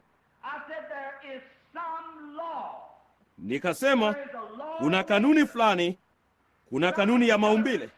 Akili fulani iliweka kanuni hii katika utaratibu. Si hivyo tu, bali akili hiyo hiyo haina budi kutekeleza hizo kanuni ambazo huusukuma chini kwenye mizizi ya mti huo, kisha ukarudi. Akasema, kamwe sikuwa nimeliwazia hilo. Nikasema, je, waweza, kama ungaliweza kujua akili hiyo inayofanya huo utomvu kutoka kwenye matawi ya huo mti ukaingia kwenye mizizi na kurudi, hiyo ndiyo akili ile ile iliyoniambia huko usiku ule, nenda ukaiweke leso hiyo juu ya mwanamke huyo. Akasema, na wewe ndiye yule mhubiri? Nikasema, naam bwana, hiyo ni kweli. Mwaka uliopita nilikuwa huko, yeye ameshaondoka, na mjane wake alipokuwa ameketi barazani akimenya matofaa kutoka kwenye mti huo huo. Ndugu, kwanza walikuwa watufukuze, hawakujua tulikuwa ni akina nani. Nami nikaenda na kumwambia kuhusu hilo, ya kwamba tulikuwa na ruhusa ya kutoka kwa mumewe. Na nikamwambia hivyo, kasema, yeye alimkiri Kristo kikamilifu kabla hajafa. Mnaona ni kitu gani kinachofanya huo mti? Ni akili gani inayousukuma huo chini? Ni kanuni. Ni kanuni ambayo Mungu ameiweka katika utaratibu. Na kanuni hiyo ni kanuni ya Mungu ambayo italishughulikia jambo husika. Amina. Mwajua, sijali jinsi unavyolia na kusema sasa halita nini? Jua halitaangaza tena msimu huu wa kiangazi. Litaangaza kwa vyovyote. Ni kiasi gani utasema sitauruhusu usiku uje? Utakuja kwa vyovyote, kwa sababu kitu hiki tunachoishi juu yake, kinachoitwa ulimwengu, kimedhibitiwa na kanuni ya Mungu. Sasa ndugu na dada, nataka kuwaulizeni jambo fulani. Basi kama tumezaliwa mara ya pili na Roho wa Mungu, Mungu hana sehemu ndogo dhaifu na sehemu kubwa zenye nguvu. Yeye kwa jumla ni Mungu.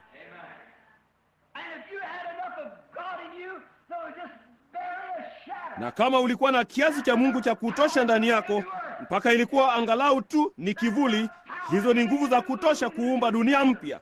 Hizo ni nguvu za kutosha kufanya mwezi mpya na mfumo mpya. Ni Mungu na ina nguvu. Na sasa hivi kila mwaminio hapa ndani yuna uzima wa milele ambao ni Roho wa Mungu ndani yako. Nguvu za kutosha zitakazowafufua wafu, zitakazowaponya wagonjwa, zitakazoiweka mizingo katika hali nzuri. Lakini wewe anaongozwa na kanuni fulani. Roho huyo aliye ndani yako, ninyi ni wana na binti za Mungu. Roho yeye yule uliye naye ndani yako utajifufua mwenyewe katika siku ya ufufuo. Yesu wakati alipokuwa hapa duniani, wakati alipokufa, nafsi yake ilishuka kuzimuni na akawahubiri roho waliokuwa kifungoni, nafsi zilizokuwa kifungoni, ambao hawakutubu katika uvumilivu wa siku za Nuhu. Mwili wake ukaingia kaburini, lakini kabla hajafa, yeye aliikabidhi roho yake mikononi mwa Mungu.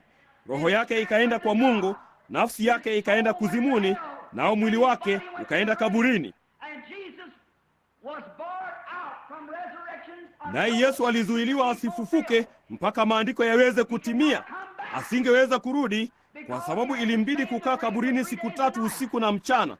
Lakini wakati maandiko yote yalipotimizwa, kizuizi hiki kiliondolewa. Roho yake ikashuka kwenye nafsi yake kwenye mwili wake, naye akafufuka tena.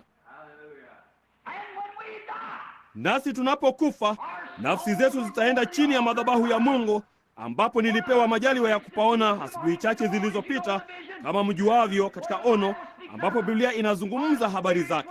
Roho zetu zitaenda kwa Mungu aliyezitoa, na miili yetu itarudi kwenye mavumbi ya ardhi. Lakini siku moja, wakati maandiko yatakapotimizwa, roho zetu zitaachiliwa kutoka kwa Mungu, zitaichukua nafsi, nayo nafsi iuendee mwili. Nazo nguvu zitakazotufufua ziko moja kwa moja ndani yetu sasa. Sasa tuko katika ulimwengu wa roho. Sasa tuko katika nguvu za ufufuo. Kama kusinge kuwako na kanuni zake, wana na binti za Mungu wangelijiumbia ulimwengu hapa na waende wakaishi maisha ya peke yao kwenye huo. Una nguvu za kufanya hivyo ndani yako. Kama una kivuli cha nguvu za Mungu ndani yako, una nguvu za kufanya hivyo. Mungu ni muweza wa yote. Unaona ninalomaanisha? Nguvu zilizomo ndani yako zitaufanya. Ungeweza kunena ulimwengu ukaweko na uende ukaishi humo. Haleluya!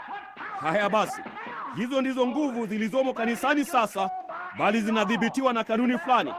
Na hiyo kanuni si kushika lundo la amri, ni kanuni ya imani.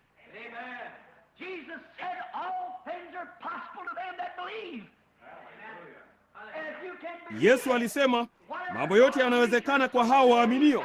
Na kama unaweza kuliamini, chochote kile Mungu ataiongoza nafsi yako kuamini, hicho ni chako. Kila mahali nyayo za miguu yako zinapoweza kukanyaga, kwa imani Mungu anakupa wewe. Amina. Ni pako, unapamiliki, ikiwa unaweza kupata ufunguo wa hii kanuni ya imani inayokufungulia huo. Unaona ninalomaanisha? Nguvu hizo zinadhibitiwa na, ikiwa wewe ni mwana wa Mungu, wewe ni binti ya Mungu, hizo hazikuachi. Ziko pamoja nawe wakati wote. Lakini imani yako huziacha, bali zingalipo. Haleluya. Wakati unapookolewa, Mungu hukupa imani kuinuka kutoka kwenye kinyaa cha dunia. Imani yako inashinda mambo ya ulimwengu.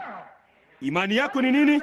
Imani yako katika tendo hilo ambalo Mungu amelitenda ndani yako, kukufanya mwana wa Mungu. Unaachana na kusema uongo kwako, unaachana na kuiba kwako, unaachana na kunywa pombe kwako, kwa kuwa imani yako inakuinua juu yake. Amina. Kama hufanyi hivyo, huna imani yoyote. Na kwa imani unaokolewa, na hiyo ni kwa neema. Kadri ya imani yako itakayoachiliwa, hicho ndicho kiasi cha nguvu unazoweza kuwa nazo, kwa kuwa ndani yako mnaishi nguvu za kufanya mbingu na nchi. Mungu anaishi ndani yako, nanyi ni wana na binti za Mungu. Amina. Haya basi, lakini ni imani yako. Yesu alisema, kulingana na imani yako na iwe kwako. Kama unaweza kuamini, mambo yote yanawezekana. Amini nawaambia, ukiwaambia mlima huu ng'oka, wala usitilie shaka, bali uamini yale umesema. Basi tunapaswa kuwa watu wa namna gani, tukiwa na imani katika huyu Kristo mkuu anayekomboa, anaishi ndani yetu, mwamba huu uliopigwa ambao hauliachi kanisa? Niko pamoja nanyi daima hata ukamilifu wa dahari. Uwepo udumuo daima wa kisima hiki kikuu kinachobubujika cha wokovu na nguvu zilizomiminiwa kutoka Kalvari hadi kanisani. Uwepo udumuo daima wa Mungu aliye hai, mwamba mkuu uliopigwa, unaobubujika na kuambatana nasi katika safari yetu. Israeli ilipoteza imani yake. Waliondoka njiani, walianza kutamani sufuria za nyama. Kama wangalidumu na imani na wakiamini ya kwamba Mungu alikuwa anaenda kuwapeleka kwenye nchi ile, kusingekuwako na chochote kingaliwazuia. Walikuwa tayari wamezifungua bahari, walikuwa wameleta mapigo juu ya adui zao, walikuwa wamewasulibisha adui zao nyuma yao, na walikuwa wameenda wakaingia kwenye nchi ile, na bado wasingekuwa na imani ya kutosha kuingia kwenye ahadi ile. Yoshua na Kalebu walikuwa na hiyo imani. Walisema, sisi tunaweza hata na zaidi kushinda chochote ambacho kingekuja mbele zetu. Hiyo ndiyo shida ya kanisa. Tunaweza kushinda kila ugonjwa. Tuna nguvu ndani yetu. Sisi ni wana na binti za Mungu. Hakuna kitu kinachoweza kusimama mbele zetu. Jambo la pekee, yeye anataka kumpata mtu fulani atakayeliamini, ambaye ataamini kile Mungu amewafanyia tayari. Sio tutakuwa, tuko sasa. Na uwepo unaoishi daima wa Roho uko pamoja nasi. Amina. Haya basi. Hilo ndilo ninalomaanisha wakati nilipozungumzia somo hilo asubuhi ya leo. Maji yaliyopo daima yatokayo mwambani. Maji yaliyopo daima yatokayo mwambani yapo hapa sasa. Hayo maji yaliyopo daima yatokayo kwenye mwamba uliopigwa pale Kalvari, wakati huyo Roho Mtakatifu alipotoka ndani yake pale Kalvari, huyo aliyerejea juu ya kanisa kwenye siku ya Pentekoste. Roho Mtakatifu huyo yupo asubuhi ya leo, naye ametupa ahadi. Hiyo ndiyo sababu nilipotembea mbele ya wagonjwa wakati aliponiagiza huko ng'ambo, ninaliamini. Mungu alisema hivyo. Hivyo ndivyo maono hutukia. Mungu aliliahidi. Mungu hawezi kusema uongo. Aminini. Huna budi kuamini hilo. Hapana budi pawe na kitu pale. Fungua valvu hiyo, fungua kitu hicho kikuwezeshe kuingia ndani yake. Tunachohitaji leo hii si kuomba tupate nguvu nyingi zaidi. Una nguvu za kutosha kuumba dunia mpya. Tunachohitaji ni imani ya kuzitumia nguvu hizo. Unachohitaji ni kuyadhibiti hayo maisha na kuishi maisha ya kitaua sana. Hata unapomwomba Mungu chochote, unajua tuna imani na Mungu juu ya hilo. Tunajua kama tukitii amri zake, yeye hata tunyima kitu chochote chema kama tukitembea na yeye. Mungu akitembea pamoja nasi. Lo jamani, walikuwa na jambo moja tu la kufanya. Hilo ni kudumu moja kwa moja safarini. Si kutangatanga huku na kutangatanga huko, bali kudumu safarini. Kanisa lina jambo moja tu la kufanya, kudumu safarini. Walikuwa na nguzo ya moto waliokuwa nayo ya kujidumisha safarini kwa kuifuata hiyo nguzo ya moto. Hiyo ndiyo iliyowaongoza. Kitu chao wangaliweza kukiona kilikuwa ni hiyo nguzo ya moto. Waliona ikitenda kazi kupitia Musa, nao wakajua ya kwamba yeye alikuwa ndiye kiongozi. Leo tuna neno. Tunalifuata neno na tunaliona neno likifanya kazi katika waaminio, nasi tunajua ni kweli. Basi Mungu akitenda kazi pamoja nasi, akilithibitisha neno kwa ishara zinazofuata. Tunadumu na neno, neno linazaa matokeo. Walidumu na Musa kwa sababu nguzo ya moto, Musa aliifuata hiyo, nao wakafuata.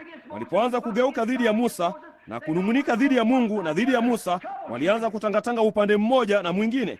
Taabu zikaingia. Hakika tunadumu na neno linazaa ishara. Yesu alisema ishara hizi zitafuatana na hao wanaoliamini neno.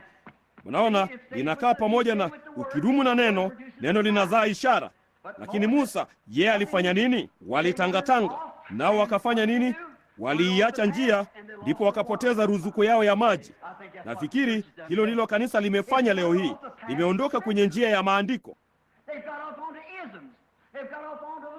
Wameingia kwenye itikadi.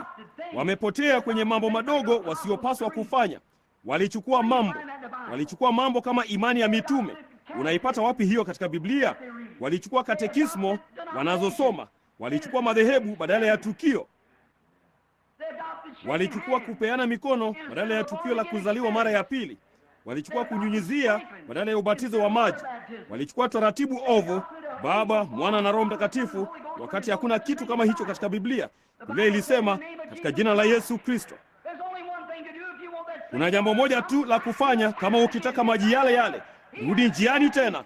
Rudi kwenye yeye hajaondoka, yeye angali hapa. Mnachukua kanuni za imani badala ya Kristo. Mnapotelea kwenye hamaki. Mtu alisema, "Vema, mimi ni Methodisti."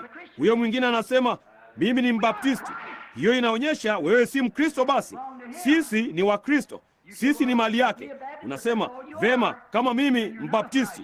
Kama hivyo tu ndivyo ulivyo, basi wewe si wa Kristo, wewe ni Mbaptisti. Ukisema vema, mimi ni Mpentekoste, kama wewe ni Mpentekoste tu kwa dhehebu, hivyo tu ndivyo ulivyo wewe.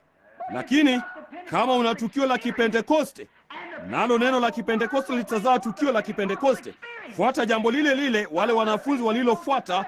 Kaa pale juu mpaka umejazwa na Roho Mtakatifu. Halafu basi, iwapo utaenda kinyume na neno, hiyo roho iliyo ndani yako inaenda kinyume na yale neno lisemayo, basi si Roho Mtakatifu, ni Ibilisi akimwiga Roho Mtakatifu. Unaona mahali tulipofikia nalo? Lo, baadhi yetu walinena kwa lugha, tulikuwa na vipindi vya kupiga makelele na kadhalika namna hiyo, na kukana mambo haya mengine yote. Tuliruhusu kila kitu ambacho hakikuwako katika maandiko kiingie kanisani. Tumefika wapi siku hizi?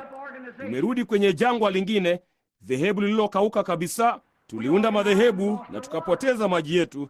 Hivyo ndivyo Pentekoste ilivyofanya hasa. Wakati ilipoanza kujiundia madhehebu, ilianza kuvunja ushirika na kusema, vema, sasa hatutashirikiana kama jamaa huyo anaamini hilo.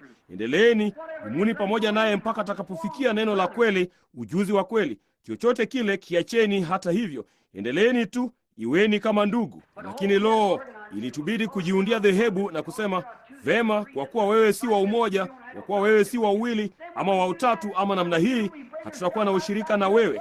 Ndipo tunapofanya jambo hilo, tunafanya nini? Tunajirudisha moja kwa moja kwenye jangwa tena. Hiyo ni kweli. Lakini kumbukeni, wakati Israeli walipoiacha njia ya kwenda kwenye nchi ya ahadi, mwamba haukuwaacha, ulikaa pale pale. Vivyo hivyo na maji pia, vivyo hivyo na Roho Mtakatifu anakaa pale pale. Haitubidi kurudi nyuma. Sasa hapa Mungu anatufundisha jambo kubwa. Mungu anatufundisha hapa somo fulani. Kristo alipigwa mara moja, akitupa tukio la Kipentekoste mara moja kwa ajili ya wote. Sasa wakati mwamba huo ulipopigwa, haukupaswa kupigwa tena. Ulipigwa mara moja tu. Musa alifanya kosa kwa kuupiga mara ya pili, ikionyesha udhaifu wa imani yake katika upatanisho. Lakini hapo Kristo alipopigwa mara moja, tunajua haitambidi kupigwa tena. Vema, Musa alikuwa akifanya nini? Musa alikuwa akianzisha jambo jipya, akijaribu kuunda kitu kipya. Na hivyo ndivyo makasisi wetu wamefanya leo. Wamejaribu kuunda kitu kipya. Tutajiundia Assemblies of God, tutajiundia Pentecostal Church of God, tutajiundia halmashauri kuu, tutajiundia hili, lile ama linginelo. Hivyo sivyo vile Mungu alivyofanya. Hilo halikuwa ni wazo lake. Kristo alipigwa mara moja. Hilo ndilo tukio la asili. Hiyo ndiyo njia ya asili. Kwenye siku ya Pentekoste, Petro alisema, tubuni kila mmoja wenu mkabatizwe katika jina la Yesu Kristo. Tunanyunyizia katika jina la Baba, Mwana, Roho Mtakatifu, kutoa kila namna ya kanuni za imani na kadhalika kuhusu hilo. Tunapoondoka kwenye neno, si ajabu hatuwezi kufikia mahali popote. Mnaona, Mungu hutufundisha somo. Musa hakupaswa kusema, sasa tutaanzisha kitu fulani kipya hapa sasa, nasi tutajiundia dhehebu na tutaunda kanisa Katoliki. Hilo ndilo jambo la kwanza walilofanya. La, ndipo baada ya kitambo kidogo, vema, tutaanzisha kitu fulani kipya kutokana na hilo, tutajiundia la Kilutheri. Ndipo likaja la Kianglikana na halafu la Kibaptisti na kadhalika, na la Kikampbeli na Church of Christ na mpinga Kristo na vitu vingine vyote. Unaona, wote walianza kwenda mmoja baada ya mwingine, mmoja baada ya mwingine, wakijiundia madhehebu na mashirika. Hilo lilikuwa silo. Unaona hapo kile wanachofanya? Wanaupiga mwamba tena, kuanzisha kitu kipya. Hatuhitaji fundisho jipya. Kila mtu katika Biblia alibatizwa katika jina la Yesu Kristo. Kila mtu katika Biblia aliyempata Roho Mtakatifu alipitia kwenye njia ya Mungu, jinsi hasa Mungu alivyoiweka. Walifanya jambo lile lile. Walikuwa na tukio lile lile, ishara zile zile zilifuatana nao, kazi zile zile ziliwafuata. Kwa nini? Waliishi kwa ule mwamba, walipata maji yale yale. Na leo, sababu ya sisi kuwa na kanuni nyingi sana za imani na madhehebu ni kwa sababu tunaanzisha kitu kipya. Hatuhitaji kitu chochote kipya. Rudini. Musa hakupaswa kuupiga mwamba huo tena kuanzisha kitu kipya. Alipaswa kuwanenea kuhusu mwamba wa asili.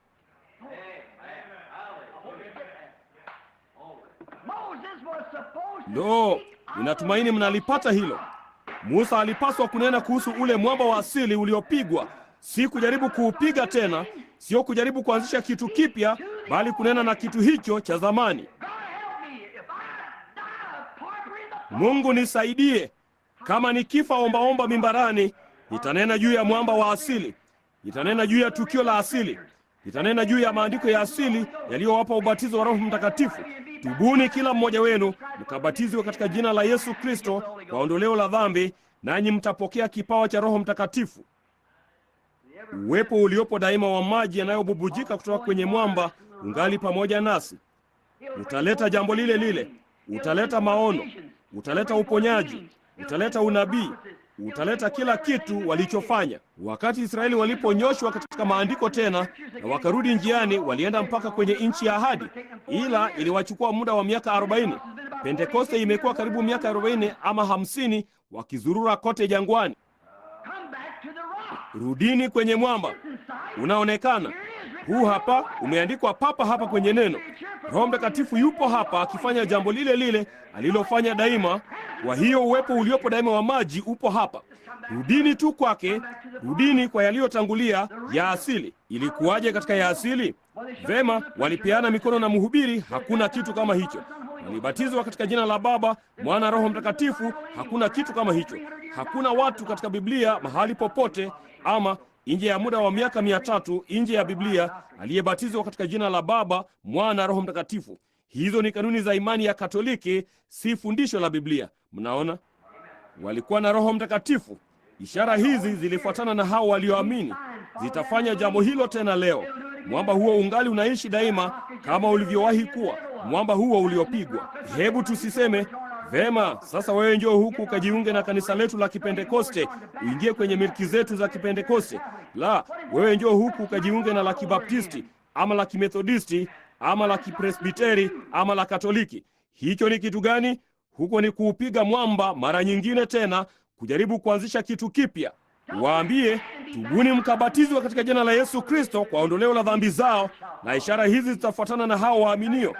Sasa mmerudi njiani, mmerudi kwenye maji yale yale. Maji yayo hayo yatatoa burudisho lile lile, yataupa mwili kusuguliwa kule kule, yatatoa nguvu zile zile za kuosha, yatatoa nguvu zile zile za uponyaji, yatafanya jambo lile lile yaliyofanya wakati ule, kama tutarudi tu kwenye Roho yeye yule.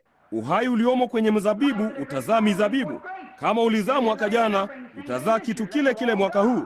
Hiyo ni kanuni ya Mungu. Kanuni ya Mungu ni kwamba kama huu ni mzabibu, achana nao, utazaa mizabibu. Unaweza kuuzalisha na kitu kingine, bali hata hivyo achana nao, nao utarudi kwenye mizabibu ile ile tena. Kwa hiyo tumelizalisha kanisa na Upentekoste na Ubaptisti na Umethodisti na Upresbiteri na Uanglikana na kila namna nyingine ya itikadi. Kwa nini msiliache peke yake? Rudini kwenye mzabibu, utarudi kwenye nguvu zile zile. Amina. Amina, ninapenda hilo. Anzisha kitu kipya, jambo lile lile ambalo tumelifanya, si kujaribu kuonyesha mamlaka yetu. Daktari nani ndiye mwanzilishi wa kanisa fulani fulani la nini. Kwa hiyo hilo lilikuwa silo. Hivyo ndivyo Musa alivyosema, nitawaonyesha kile ninachoweza kufanya, nitayaleta hata hivyo. Akaupiga, hayakutokea. Akapiga makelele tena, nitaonyesha kile ninachoweza kufanya. Mungu alikuwa na neno naye kwa ajili ya jambo hilo. Msifikiri kama wewe ukishikilia tu kwenye dhehebu fulani, Mungu atakuwa na neno nawe kwa jambo hilo. Hiyo ni kweli kabisa. Hamna budi kurudi kwenye ile ya asili. Rudini. Hebu zungumza tu na watu. Usiwaambie, ninyi njooni mkajiunge na kanisa letu, njooni mkaikariri kanuni yetu ya imani. Rudini mkatubu na mkabatizwe katika jina la Yesu Kristo, mpate ondoleo la dhambi zenu, nanyi mtapokea kipawa cha Roho Mtakatifu kama moyo wako uko sahihi. Nazo ishara hizi zitawafuata waaminio. Kundi la waaminio, ishara hizi zitafuatana nao. Kwa sababu gani? Mwamba uliopigwa na maji yake ya uzima yanatoka moja kwa moja, yakitoa kitu kile kile yeye alichokitoa kule nyuma. Hayawezi kujizuia. Naam, tunataka kujigamba na kusema sisi ni Methodisti na Baptisti. Sema tu na mwamba, yeye yupo daima. Usijaribu kujiunga nao. Ilikuwa nimejiunga hapa chini. Usijaribu kujiunga nao. Huwezi kujiunga na huu. Hilo ni jambo la hakika. Unaweza kujiunga na Methodisti, unaweza kujiunga na Baptisti, unaweza kujiunga na Wapentekoste, unaweza kujiunga na Waanglikana, lakini huwezi kujiunga na huu. La, huna budi kujazwa na huyu. Usijiunge nao, jazwa tu naye. Hivyo tu ni kujazwa na nini? Kujazwa na nguvu, kujazwa na Roho, kujazwa na uzima, kujazwa na furaha, amani, uvumilivu, upole, wema, nguvu za Roho Mtakatifu maishani mwako, kwa kuwa uwepo wa milele umo mle. Kumbukeni, have to close because it's getting late. But remember, that rock never left him. Itanibidi kufunga maana inachelewa. Lakini kumbukeni, huo mwamba kamwe haukuwaacha. Kamwe haukuwaacha. Naye Kristo kamwe hatatuacha. Kristo alisema, "Nitakuwa pamoja nanyi daima hata ukamilifu wa dahari." Hiyo ni kweli. Na huo mwamba ulikaa pamoja nao kote kote kutoka Horebu hata Nebo. Ulikaa mpaka huko Yordani, ulikuwa ungali pale. Mungu, ninataka kuuona huko Yordani. Musa wakati alipokuwa huko Yordani, mwamba ulikuwa pamoja naye kote njiani. Naye alikuwa amesimama pale juu akiangalia chini kwenye kundi la watu waliokuwa wamerudi nyuma na kumwacha Mungu. Moyo wake ulikuwa ukiwaonea shauku. Naye akaangalia ng'ambo ya Yordani, huyo hapo kwenye Yordani. Yordani kiroho ndiyo ninayozungumzia. Naye huyu hapa amesimama pale, mauti ilikuwa inamkaribia, lakini akaangalia, na hapo karibu naye ulikuwako ule mwamba. Yeye aliukanyaga tu huo mwamba, nao malaika wakaja wakamchukua. Sitakuacha kamwe wala sitakupungukia. Haijalishi nyakati zinakuwa ni ngumu jinsi gani tunazeeka, ni kifo cha aina gani tunachokufa. Kumbukeni, mwamba huo utakuwako pale Yordani. Hautatuacha kamwe wala kutupungukia. Kumbuka tu hilo. Uwepo udumuo wa maji yatokayo mwambani utakuwa pamoja nasi kote katika maisha na hata kwenye Yordani. Na tuinamishe vichwa vyetu.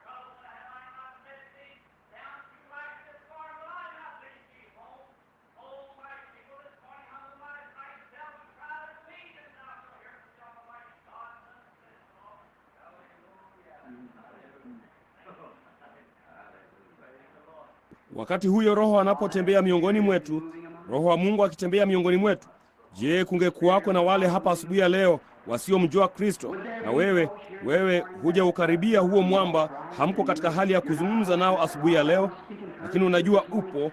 Uangalie ukitenda kazi kila mahali, muone yeye akizunguka kila mahali, uone ukitembea juu ya watu. Huo ni uwepo udumuo wa hayo maji, huo ni wokovu. Huyo ndiye Roho anayevijaza vikombe vyao kufikia mahali ambapo wasingeweza kutulia tena. Kitu fulani hakina budi kutokea. Wala humjui, ungetaka kuinua mkono wako na kusema, "Niombee ndugu Branham, sasa nataka kumjua, na nataka kuzungumza na yeye, na nataka kumjua kama utimilifu wa Roho wake. Ninataka kujua ya kwamba yeye yupo papa hapa kando yangu wakati wote. Ninaamini yupo, lakini nataka kuwa katika hali ya kuzungumza. Nami nina kiu na ninamwonea Mungu njaa. Ninataka kumjua vizuri zaidi." Mungu akubariki Bwana, na Mungu akubariki Bwana. Na wewe ndugu, wewe naam, huko nyuma kabisa, hapa chini mama, naam mama, tunaiona mikono yenu na Mungu anaiona. Mungu akubariki ewe kijana mwanamume, Mungu akubariki. Na wewe mama, amina. Mungu akubariki. Barikiwe dada. Mtu mwingine sasa katika muda huu wa utulivu, Mungu akubariki huko nyuma kabisa, jamaa mdogo. Think of it. Think of it. The ever Wazia hilo, liwazie uwepo udumuo wa maji yatokayo mwambani, Roho yule yule ambaye yeye alipiga mayowe pale kwenye siku ya hukumu kwa ajili yake, wakati alipoichukua hukumu yetu, na fimbo ya hasira za Mungu ikampiga, nazo dhambi zako zilikuwa zimefungwa kwenye fimbo hiyo, nayo ikampiga. Ndipo damu yake na maji yakabubujika kutoka kwake. Akasema, "Baba, katika mikono yako naiweka roho yangu." Na kwenye siku ya Pentekoste akaja apate kuambatana nasi katika safari, naye yuko karibu sana sasa. Wakati ulipoanza kwenda na ukazurura mbali na nyumbani, sema, "Bwana, naja nyumbani." Wakati tukiimba huu, kama ungetaka kuja madhabahuni na kufanya uwekaji wakfu upya pia wa nafsi yako kwa Kristo, amina. Nimezurura mbali na Mungu kutoka njiani. Sasa naja nyumbani. Njia ya kutokuamini ni dhambi, Nimeipitia kwa muda mrefu sana. Bwana, naja nyumbani. Naja nyumbani.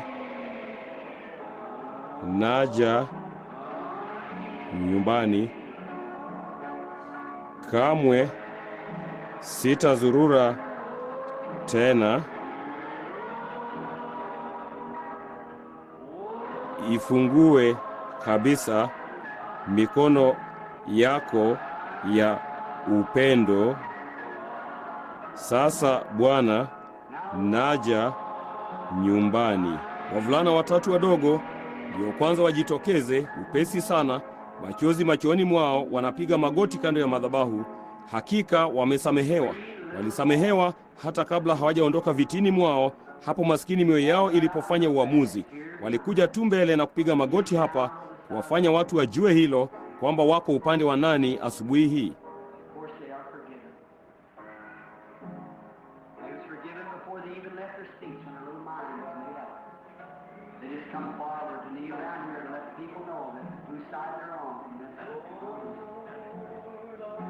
Ningefikiri ya kwamba kungekuwako na watu wenye umri mkubwa zaidi wangetaka kufanya hivi, wangetaka tu kupiga magoti na kusema, Bwana, nimezurura mbali na njia, nimekuwa na mashaka mengi sana, na wakati mwingine nilizurura na kuingia dhambini. Sasa nataka kurudi kabla haijachelewa sana. Mungu, ningetaka ningetaka tu kuja na kupiga magoti. Amina.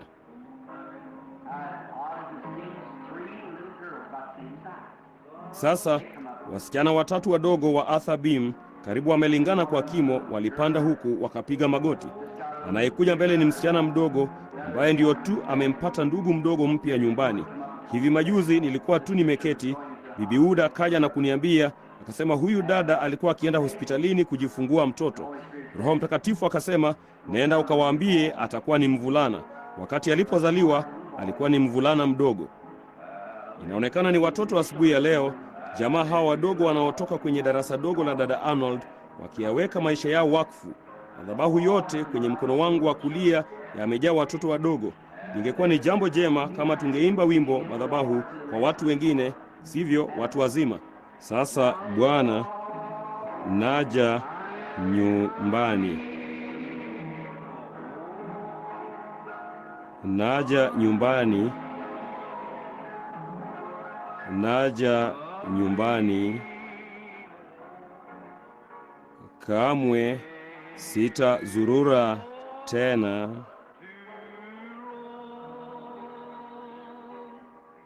Ifungue kabisa mikono yako ya upendo. Bwana, naja nyumbani.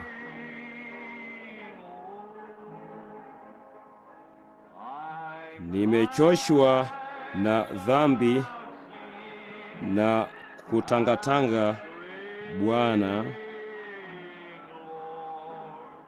Sasa naja nyumbani. Nitauamini upendo wako, nitaliamini neno lako. Sasa naja nyumbani.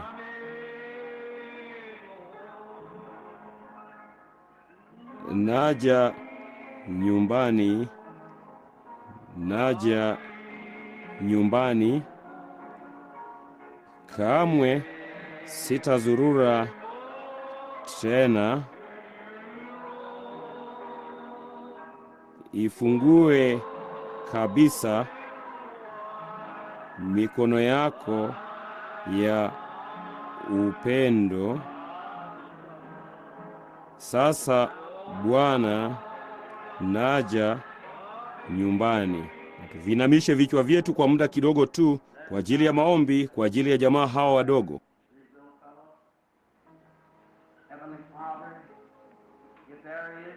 Baba wa mbinguni, kama kukiwapo na kesho inayokuja, Kama Yesu atakawia kwa miaka mingine 10 ama 15, hawa watakuwa ndio wavulana na wasichana ambao wataupeleka huu ujumbe kwa vizazi vingine vijavyo.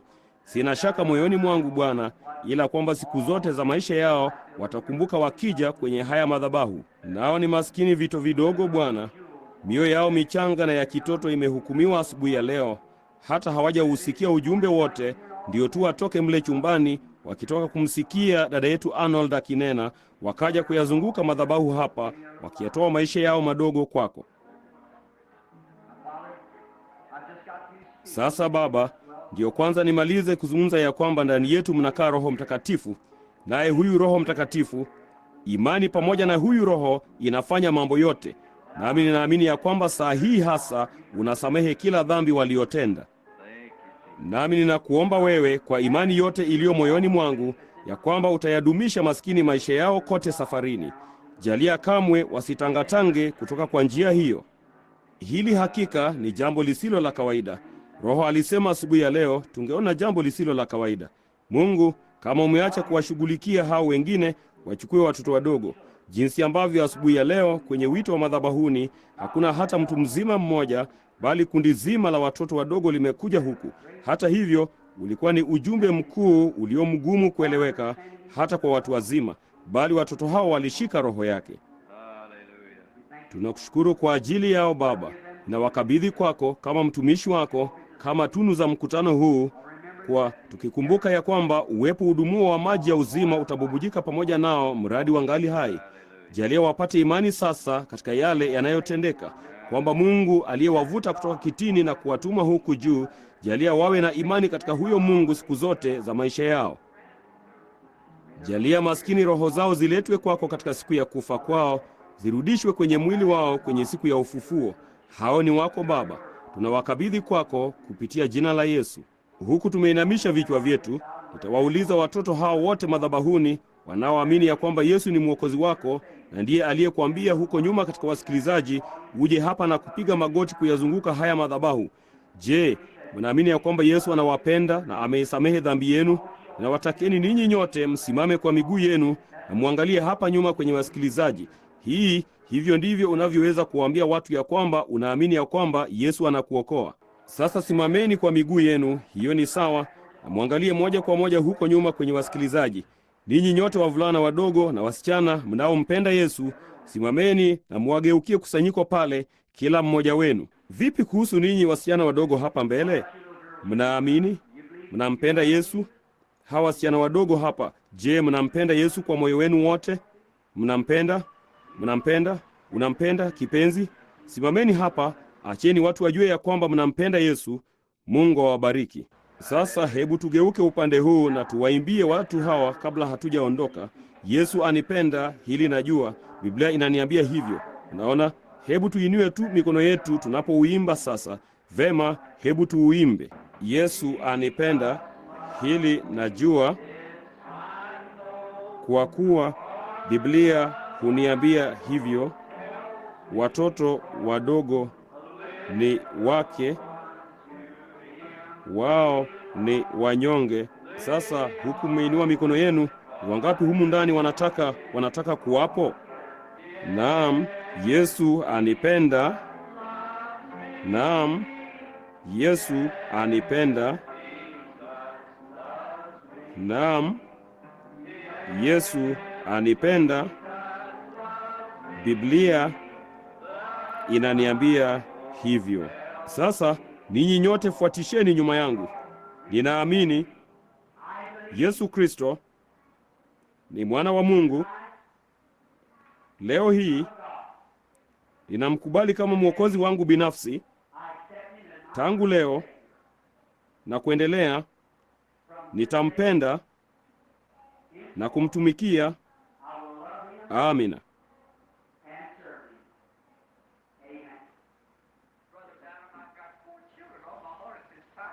Hakika nitawaombea ndugu Ben. Baba wa mbinguni, mtu huyu anawaona hao watoto wengine wadogo wakimjia Kristo, naye analia kama baba kwa ajili ya watoto wake wadogo. Naye Roho aliyewaleta hao watoto wadogo madhabahuni, jalia Roho yuyo huyo awaokoe watoto wake Bwana. Tujalie tunawakabidhi kwako Baba, katika jina la Yesu Kristo. Sasa wakati ninyi watoto wadogo mnaporudi kitini mwenu, ninataka kila mtu kwenye ile safu apeane mikono na hawa watoto wadogo, ama kuwapongeza wanaporudi. Nyote rudini vitini mwenu upande huu, na hebu kila mtu pale awapongeze jamaa hao wadogo. Nasi tunawapenda kwa mioyo yetu yote. Ninyi ni washiriki wa mwili wa Kristo, mko tu ndani yake kama wengine wetu. Tuenenda Zayuni, Zayuni nzuri nzuri, tuenenda juu Zayuni, ule mji mzuri wa Mungu. Njooni sisi tumpendao Bwana, na acheni furaha zetu zijulikane. Jiungeni na wimbo kwa uwiano mtamu, jiungeni na wimbo kwa uwiano mtamu, na hivyo mkizunguke kiti cha enzi, na hivyo mkizunguke. Huo ni uimbaji mzuri sana. Hebu na tuinue mikono yetu sasa. Tuenenda Zayuni, Zayuni nzuri nzuri, tuenenda juu Zayuni, ule mji mzuri wa Mungu. Hebu na tupeane mikono sisi kwa sisi tunapoimba sasa. Tuenenda Zayuni, Zayuni nzuri nzuri, tuenenda juu Zayuni, ule mji mzuri wa Mungu. Sasa hebu tusimame huku tumeviinamisha vichwa vyetu wakati ucheze ndugu Teddy. Nini tu nina haja kadhaa hapa na leso na kadhalika, huenda zimetoka kwenye nchi za ng'ambo. Bili alikuwa akiniambia walikuwa na jozi ndogo ya vijibuti kutoka kwa maskini mtoto mchanga huko Uingereza, urefu kama huu. Maskini kijitoto hicho kimelemaa kabisa, na kwa hiyo tulikuwa tumuombee huyo pia.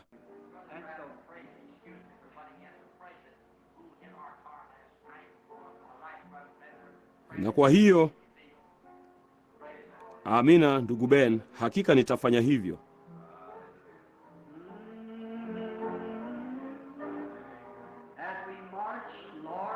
Tunapotembea kwa utaratibu, Bwana, tunajua ya kwamba mwamba uliopigwa uko moja kwa moja pamoja nasi. Uwepo udumuo wa maji yatokayo mwambani unaambatana na kanisa.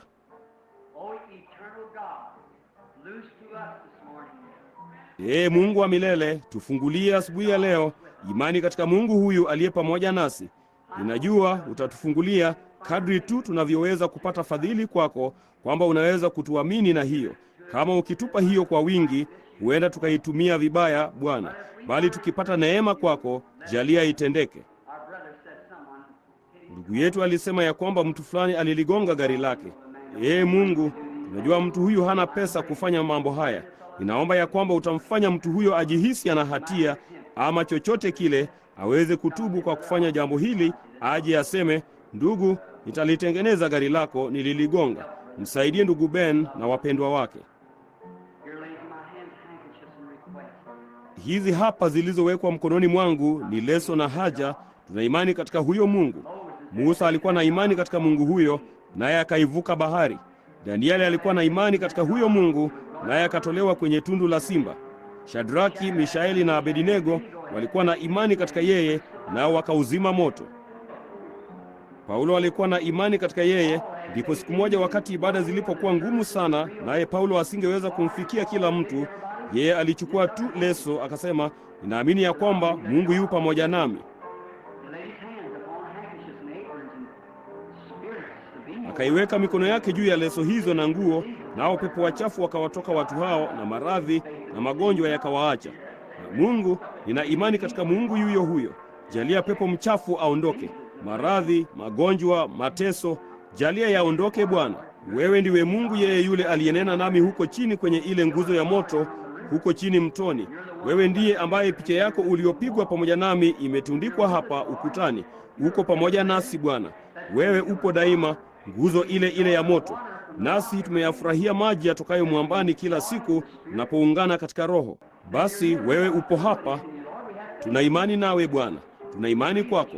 Tunaamini ya kwamba utatutia mafuta na kutusaidia, si kwa ajili ya utukufu wetu Bwana. Tungekuwa kama Musa basi wakati alipofanya jambo baya.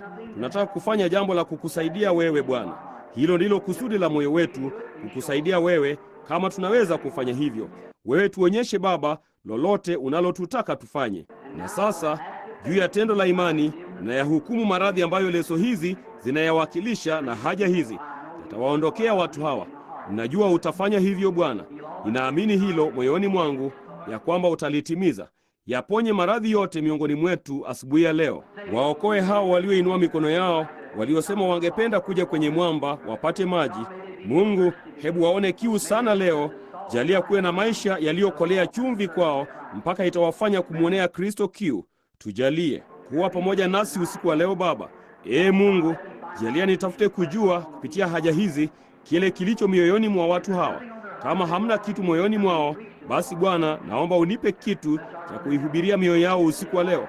Mbariki ndugu yetu Neville pamoja na mke wake, familia yake, kanisa letu dogo, wadhamini wetu, mashemasi wetu, washiriki wetu, na mwili wako kila mahali kuwa pamoja nasi Baba. Tunakabidhi hili mikononi mwako katika jina la Yesu Kristo. Zayuni, tuenenda juu Zayuni, mji ule mzuri wa Mungu. Sasa hebu na tuimbe tu vizuri sana kwake. Sasa mnaona, njooni sisi tumpendao Bwana, na acheni furaha zetu zijulikane. Jiungeni na wimbo kwa uwiano mtamu, jiungeni na wimbo kwa uwiano mtamu, na hivyo mkizunguke kiti cha enzi, na hivyo mkizunguke kiti cha enzi pamoja na mioyo yetu iliyoinamishwa. Sasa tuenenda Zayuni, Zayuni nzuri nzuri, tuenenda juu Zayuni, mji ule mzuri wa Mungu.